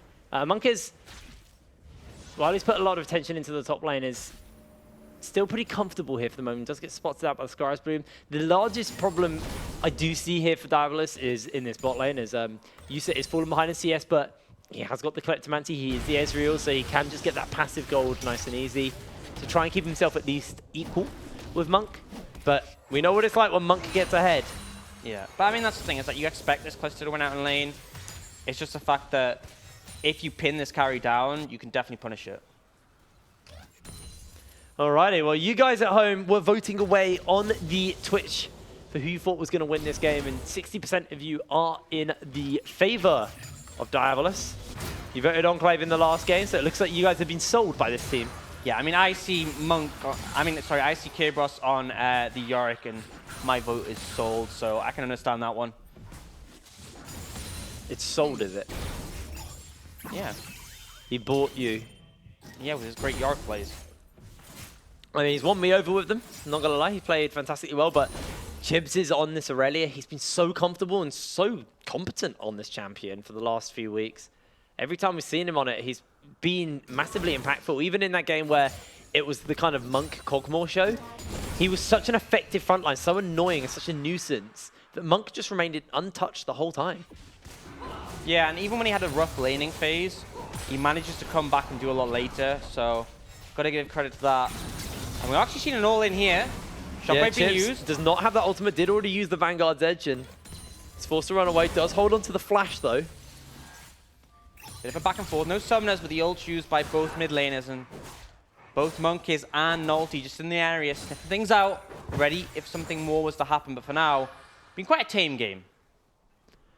Yeah, we've seen definitely that proactive play by Monkeys to start the game out, and then since then, M&M definitely not wanting to kind of throw anything out the window, so playing a tamer game. The Tiamat has now been finished up onto Chibs, got himself that new Magic Mantle as well, while Curb has that friend with him now. That's the Maiden. Start draining souls. What do you make of the new Yorick skin, the cat one? I mean, I'm a big cat fan, so I think it's pretty cool. I always like because I feel like like, don't get me wrong, I like the really cool skins, but it's nice to have some skins that don't take themselves super seriously. Just like everyone when you're casting. I really forced that. I had it, I worded really well in my head, and then I said it completely differently from how I said it in my head. Yeah. Look, dude. You're reaching. Look, dude. You've been chilling there in the control room for the first 2 games. I'm untouchable. I've been out here hitting that grind. Yeah, I mean, I can't really relate. I don't know what it's like to cast 4 games in a row. You never do it. Yeah. Yes. 5 games, however, like I did yesterday. No yeah. Tough day. That's all right for me. I'm not the one to sort of sit and complain. I just take it in my stride. Okay. Approaching that 10-minute mark here is Chibs. Looks like a big chunk. Cogson gets stunned up, but Chibs It's not just willing frustrating. to It commit. feels like, I mean, we know Cogson's at this early game stage, but he seems to do no damage. But speaking of damage, Shogun. Hook gets dodged away by Kerberos. To still have that flash, that early rotation. May force Kerb's flash out here as Nolty looking to get his hands onto that Rift Herald. First Drake being a Cloud Drake, so Diabolus a little bit slow to the punch here as M&M looking to accelerate their lead as Haddo goes in, does get the stun connected onto him by Haddo, looking to stun him in place, and Crogson has that shockwave available. Nolty forced to jump away, and Diabolus not going to gift up the Rift Herald quite yet. yeah, so they do make the move to cover that. The crucial thing is Kerberos is still on the top side, whereas Mummis is bot and doesn't quite have his TP yet. It's coming up soon, though. So it means Diabolus is able to pressure. It was a good move from M&M. They picked up the Dragon. They instantly want to transition their bot lane to top side so they can contest this Rift Herald, but Diabolus don't let the game get out of their hands that easily. Oh, Shogun. Trying to see if he can lasso the cow. He can't. He Not cannot. yet. Unfortunately, he did miss it.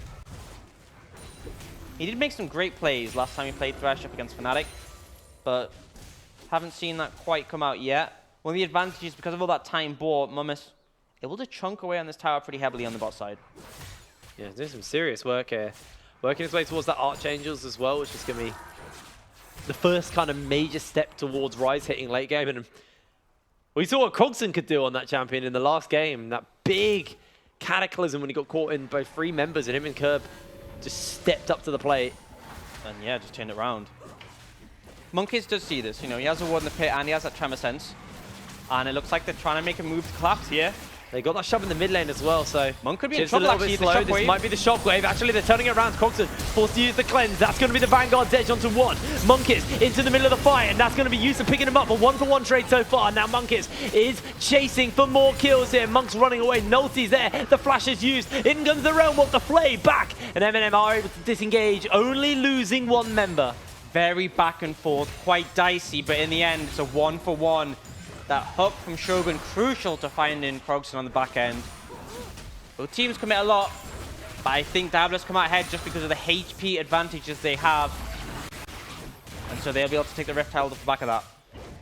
Curb brings Maiden to help take this objective as well. So helpful. Thank you, Maiden. I don't think anyone ever, you know, thanks Maiden enough. I agree. Who picks it up? Like, oh, we Hado gets it. credited Kairos for that whole game that he played on Yorick, but we didn't credit the Maiden. Yeah. So Well done, bots. I'm now going to take that opportunity to head to the other side of the map and pick up that dragon. Does mean they'll be weak on the top side though. Dabbler's instantly pulling the trigger with that Rift Tile. Chibs is stepping up. This could be a bit dicey for him. This could be very dicey. He has no HP. Looking for the stun. Does land onto Monkeys. That's going to be the charge. Throws out the W. Yusa jumps in the Lantern to safety. He's able to walk out the Curb. Joining up with the rest of his team. Chibs, Vanguard's Edge is available soon, and the hook lands onto a minion, not a champion, and Yusa should be able to pick up this last plate. They're going to force him back, but they get a lot of damage on that tower considering this plate was still up, and it forces Eminem to move a lot of members to the top side just to defend. Does push him into a gold lead, crucially. About 1.3k ahead for Davos right now. Large in part to that turret plate and they just got in the top side. But also helps that they have an Ezreal who just picks up gold passively. Yeah. He's got the Iceborne finished up as well. It's just yeah, the nice thing about the Ezreal, that cost-effective build, you know, everything's quite cheap.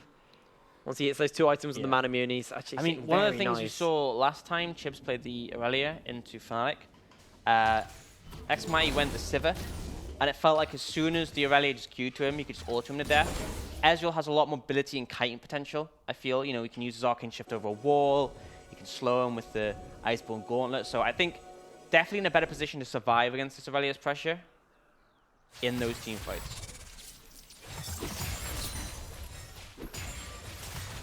Right now we see Yusa and Hado continuing to try and pressure that top lane tower, which is very low.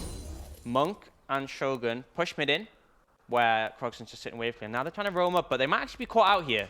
No, Hado does have that headbutt pulverize. Monk actually just going really aggressive here. Gonna land it on the Truth Shot, comes in and Nolty's entered in. The box is thrown down, the shockwave goes wide, but Monk will fall to Krogson here.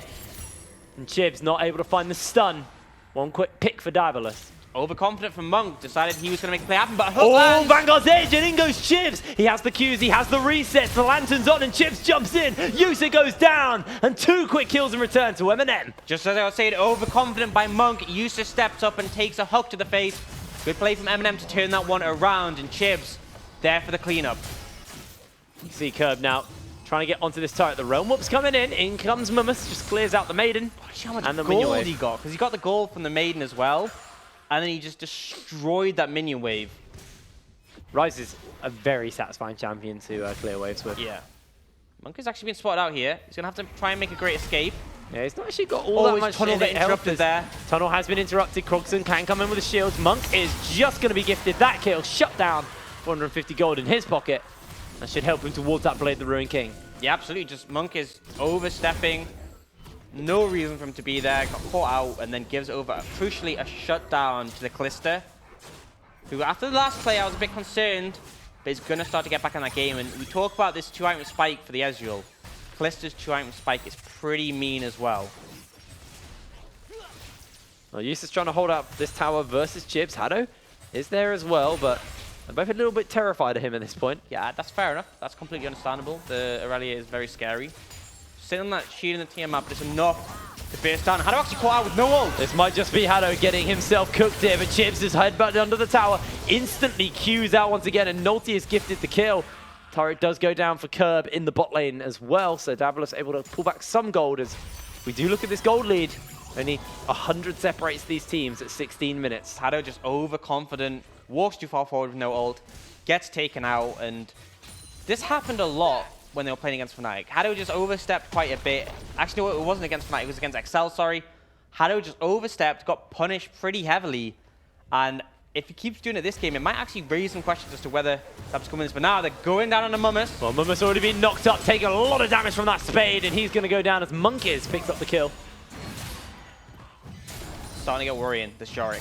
A lot of sideway pressure, and Monk is doing work to show up, get that kill. Unfortunately for Mumus, he's not at the silly shield state. Yeah.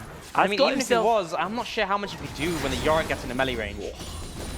Yorick now picked up that Triforce. That is a big spike for the Spadey boy. He's not even got a spade with his skin, it's a staff. Yeah. feel like that would hurt just as much. Depends what the staff's made of. Because he's Arclight, so... I feel like it's quite like it's one of those kind of thick stars with metal bits. Yeah. It's quite like, it's like that a would holy. hit. That'd probably hit more than a spade. It's probably heavier. Yeah. Well, the spade does have an edge, so... Depends how you hit. Are you hit with the flat of the spade or you hit with the edge? I feel you hit with the flat of the spade until you get the Triforce, and then you start hitting with the edge. Ouch. Yeah, that could be fair. The Triforce actually just gives him the intelligence to know, oh, if I turn the spade sideways, it actually is a piercing weapon, a slashing weapon. +3 intelligence start thanks to that Triforce. You do see the dragon picked up by Monkeys. Just an Ocean. Fairly non-impactful dragons so far in this game. 2 clouds in Ocean, not the ones you sort of write home about. But both teams keen to pick them up because they know the late game's a bit dicier in this one. I mean, based on how the game's going now, with the Yorick this far ahead, I'm starting to get a bit concerned about about Eminem's ability to withstand the split push. But if they get on top of the Orianna, they still have a lot of dive potential. I think it's going to get harder and harder, especially when you have the front line of this Alistar and Rek'Sai. Well, you're seeing Diabolus now pushing into this mid lane. And this front line, like you said, just means Eminem can't really do anything to compete with it. They didn't have the resources around. Mummus in that top lane trying to catch the waves, trying to force them out. As that looks like Curb's next hit list tower to try and even crack even more of a gold lead for this Diabolus team. That's the crucial thing is Diabolus are really strong just flanking backwards. They have all the slows from the Orianna and the Ezreal and the good kiting. So I feel like Eminem, they need to have a flank. Unless someone from Diabolus steps forwards into a Glacial Prison or into that Fresh Puck. So does make the win conditions a bit harder for Eminem. But they are going to try and pressure this bot lane tower, but that means Yorick on the other side of the map just going to take one for himself, and he's actually destroying Mummus, who does ult out, but not healthily. And Kyrros, I mean, we said this Yorick was going to be a problem. They wanted the Rise as the answer. Doesn't look like he's doing his job. Oh, 19 minutes on the clock here. Gold lead is still pretty even though Diabolus definitely have a better control of the map at the moment.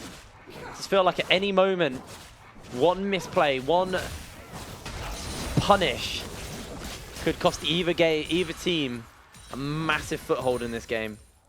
Yeah, absolutely. I feel like it favors Diabolus if the game keeps going slow because that Yorick is going to become more and more of a problem in the side lane. I mean, I don't know. I haven't seen many Yorick vs Rise matchups. But we've seen the Yorick just dominate the late in the game it gets, so that's a big concern for me. The other thing is that Chibs doesn't have TP, so it's not like he can really go on the side lane and answer Kyrros once the Baron's up. Again, concern. And the engage from Eminem isn't actually that good. Because the hook is great, but it's slow to land. The Glacial Prison's decent, but again, it's hard to get into the range where you can follow up on it. Like, if you lob one out at a long range, you're likely just to hit Haddo, and it's going to do very little. And that's a sort of concern for me. It's not like they have Jarv and Galio, which we've seen have so easy to engage from almost any range. They need Yusa or Krogston to step up. And when Krogston's got Cleanse as well, makes it a bit trickier. Can see both of these teams playing around the Baron at this point now. Want to get some vision control. Haddo just walks over Pinkwood. In comes the true shot. This might be the turn. Haddo goes in with the head, but Pulverize. The Lantern does diddly. Squad and Shogun gets a bunch of ghouls thrown onto him. You can see he throws out the box to try and buy some time, and Mummus clears them away as Monkeys launches in to assassinate him out. And Diabolus, that was the punish I was talking about. That was the opening I was talking about. They crack open another turret, and they might just commit for the base. Yeah, they are getting flanked though. Chibs is here, and this is what I said they needed to do if they were going to have a chance. But with 3 members against 4, they aren't convinced. Yeah, the Glacial Fissure into the Vanguard's edge as Nolty maybe get causing out. The stun only connects onto Haddo. Yusa goes in once again as we see a tweet flash on the screen. Blink and you miss it, just like this game. That's the reading challenge. Can Twitch chat tell us what the tweet said? Probably because they can go back and watch the VOD. Press pause. Yeah, that works too. But now we see Monkeys pick up a lot of gold, but crucially, Kyrros really made a mistake there. He didn't drop the tower aggro and just died to the tower. And yeah, I feel like they might have been able to crack the inhibitor tower if Kyrros had stayed alive. So Kind of a big mistake there, but, you know, happens. Still a good play from Diabolus. They punish Monk and Shogun, who, so far this game, they haven't been the sort of hot commodity we saw against Fnatic. Monk been caught out twice now, where he's just been overstepping. That's the issue with the Calista, is that you don't have the free mobility like the Ezreal. You can't just arcane shift away. You have to auto something to get that martial poise. Martial pose. Makes it a Why bit would it be trickier. martial poise? I don't know. It's not even a word. I was testing you. Oh. Yeah. Just like my ability to know who's from what team. Yep. Always trying to put the pressure on you. All right, well, Kerber has that Sterix, has that Triforce. Wow, another Ocean. Yeah, these are not the most impactful dragons, but these teams are basically taking them on the timer as soon as they spawn, so they will contribute to a pretty strong Elder Dragon later on, which no doubt is going to be a pretty hefty objective. Question is who's going to have control when that comes up? We're still a long way away from that objective. I mean, absolutely hero. Because he's going to be on the side lane, just able to push up, and now M&M are taking the opportunity to pressure down bot to push up. Oh, true shot goes through. The hook is on. Hado gets stunned up, taking a lot of damage. Headbutt pulverized onto one. Throws in with the Fate's Call and now holding in fire for the moment. They're looking to engage. The Vanguard's edge is big. Miss out on the Glacial Prison, but 2 quick kills have been picked up for M&M, and Yusa's low HP, but Curb is into the fight with the Maiden, and he's out of there. Yeah, just M&M, we're decisive in that fight, and Krogson, he just walked the worst way round to get in that fight. Got CC for Heavy Mountain, although he didn't fall, it cost him his front line to keep him alive. Both Monkeys and Hado go down, and now M&M hovering in the Baron area, but I think it would be a bit risky to go for this right now. They do have a terrifyingly quick Baron. I don't think Mummus realizes he's on a ward. Just gonna hedge a guess. They are heading over to it now. Spotted out by the Scryers. Krogson, no wait, shockwave available no, yet. why you... They really should not be doing this. Ooh. I mean, they are trying for it. True shot. Rips through, throws down the redemption curve, gets rooted in. Poke from Diabolus. This is this in and out approach. The shockwave lands, and Krogson gets himself a killing spree. Now Shogun maybe looking for that hook, but they just say thanks for starting that Baron, mate. And Diabolus are looking to get onto this objective here. Monk healing up with that Blade of the Ruined King. Chibs does not have that Vanguard's edge available. Shogun is on that flank. Nolty also available to come in. Has been spotted out. The ball is on. They've got the damage. That's going to be the Glacial Fissure onto one. And Nolty still waiting over the wings. 2k on that Baron. Shogun will go down to Yusa here. Will go down to Krogson as Diabolus are just walking away from the Baron, but Monk actually starting to pop off a little bit, going 1v1 versus Kerberos. Will get taken out though, and in comes the rest of the team. Diabolus only lose one and get the full ace onto M&M. Crucially, they come out clutch in the end. Kerberos able to finish off Monk, and Monk is able to find the kills at the end. Yusa getting that one onto Chibs. Just good play. That's going to lead to Baron. And what did I say? What did I say about M&M? I said it. I said they should not be starting this. They lost way too much HP, and now they've lost the Baron. Mummus has TP'd in. I don't think he's going to be able to do much. Make such a big play here. Tries to get the damage on the curve. Who's able to hold out the ghouls. Do so much damage. Trusha Barrage goes a little bit wide, and Mummus does get out alive. That was a lot from those ghouls, and I mean, we've said it many, many times before. When you have a split pusher, what is the best thing to get? Baron Nashor. So now things are going to get even harder up against this Yorick. Now he's picked up the Raptor Cloak, that extra movement speed next to towers, and that Negatron Cloak. I just feel like Mummus can't go near him. No. He's got the Crystal Scepter, so he has like some kind of kite ability, but if he gets hit by that, the goo thing he throws, I think it's mist. It's sludge goo. It's sludge. No, it's I can't remember what it's called. It's something mist. And he throws mist at you. And then the ghouls launch out of the mist. Sludge, but yeah, I mean, the ghouls launch out. If he hits you with that, I feel like Mummus is just doomed. So, gonna have to play really carefully. They've actually sent Aurelia up into the lane that Yorick's in, but I don't think she's gonna fare too great either. Has got the Titanic. I mean, there's without Baron, there's a lot of wave clear available to M&M. With Baron, it becomes a lot harder because then Chibs has to jump into the wave to clear it out. Yeah, basically jump into Diabolus. You can see Monkeys now has that GA, so pretty lower risk now for jumping into the fights as Yusa just dodging around, and M&M grouping up as 5 members here. Want to try and see if they can find a pick. I mean, if you're Diabolus, you just say, no, we're not going to fight you 3v5. We're just going to keep our Yorick split pushing. But this goes back to that kite ability that Diabolus have. They have the ability to just walk away from any of these plays because of the slows they have. They've got the Orianna, they've got the slows from the Ezreal Qs now. It's so hard to find these openings onto Diabolus's members. You go for Haddo, he just pops Unbreakable. You go for Monkeys, he pops GA. You go for Curb, well done. You probably put 3 people to take out Kerberos, and the rest of the team are now pushing into your base. Yeah, absolutely. And this is the thing, is they're moving as a unit now. They're looking bot, but Kerb is just hammering on this top lane.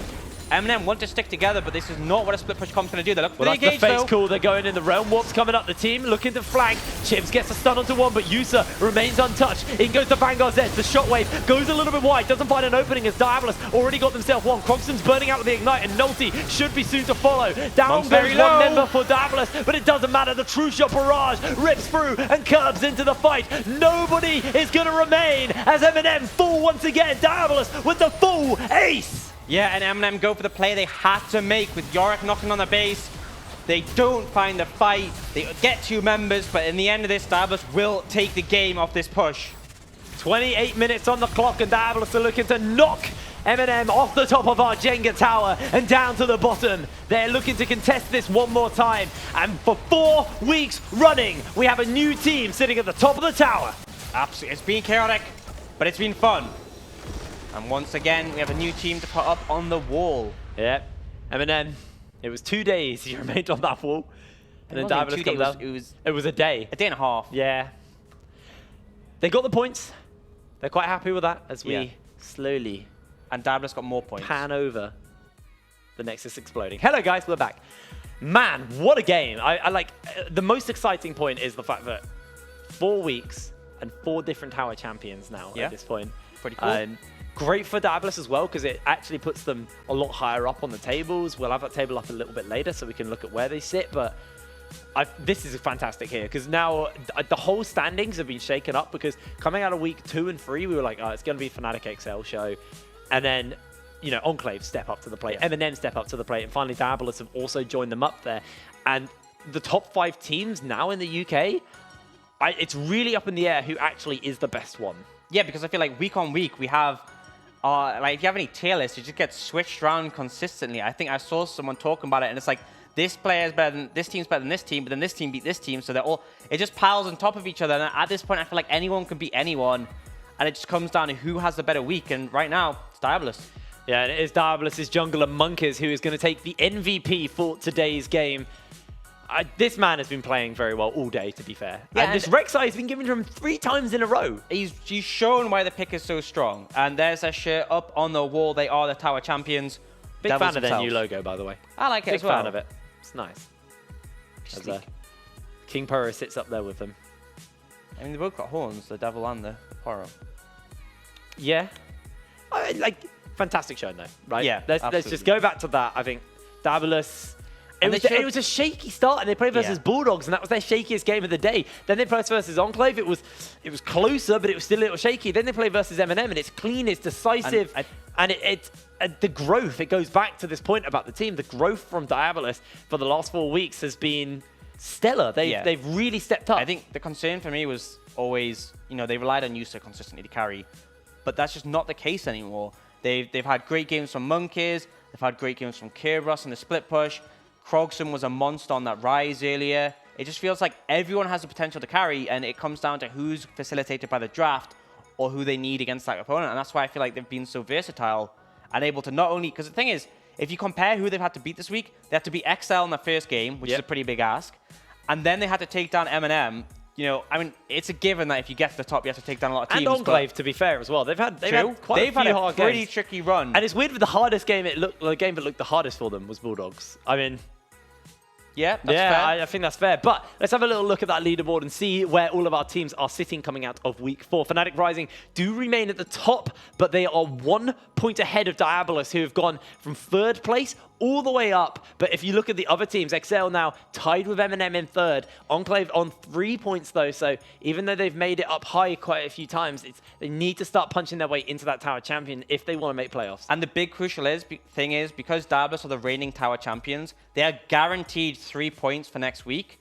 So if Fnatic bomb out again, they will fall behind Diabolus, and then it comes to the other teams to see if they can catch up. So right now, yes, Fnatic are on the top as of yet, but Diabolus are definitely going to look to extend that lead, and it's on to the other teams to stop that from happening.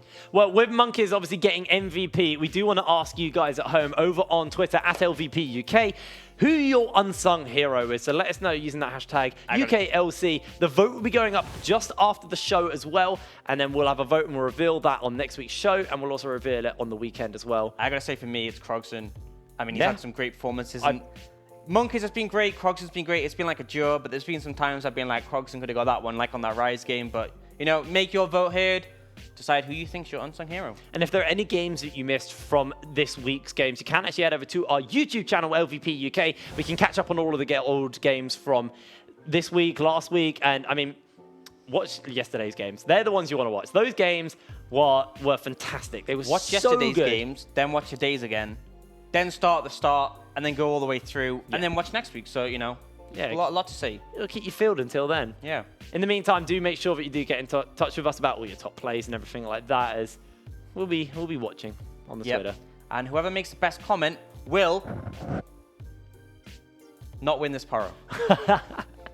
All right, guys, thank you very much for joining us here at the UK League Championship. We will see you same time, same place next week. So until then, bye-bye. Have a good week.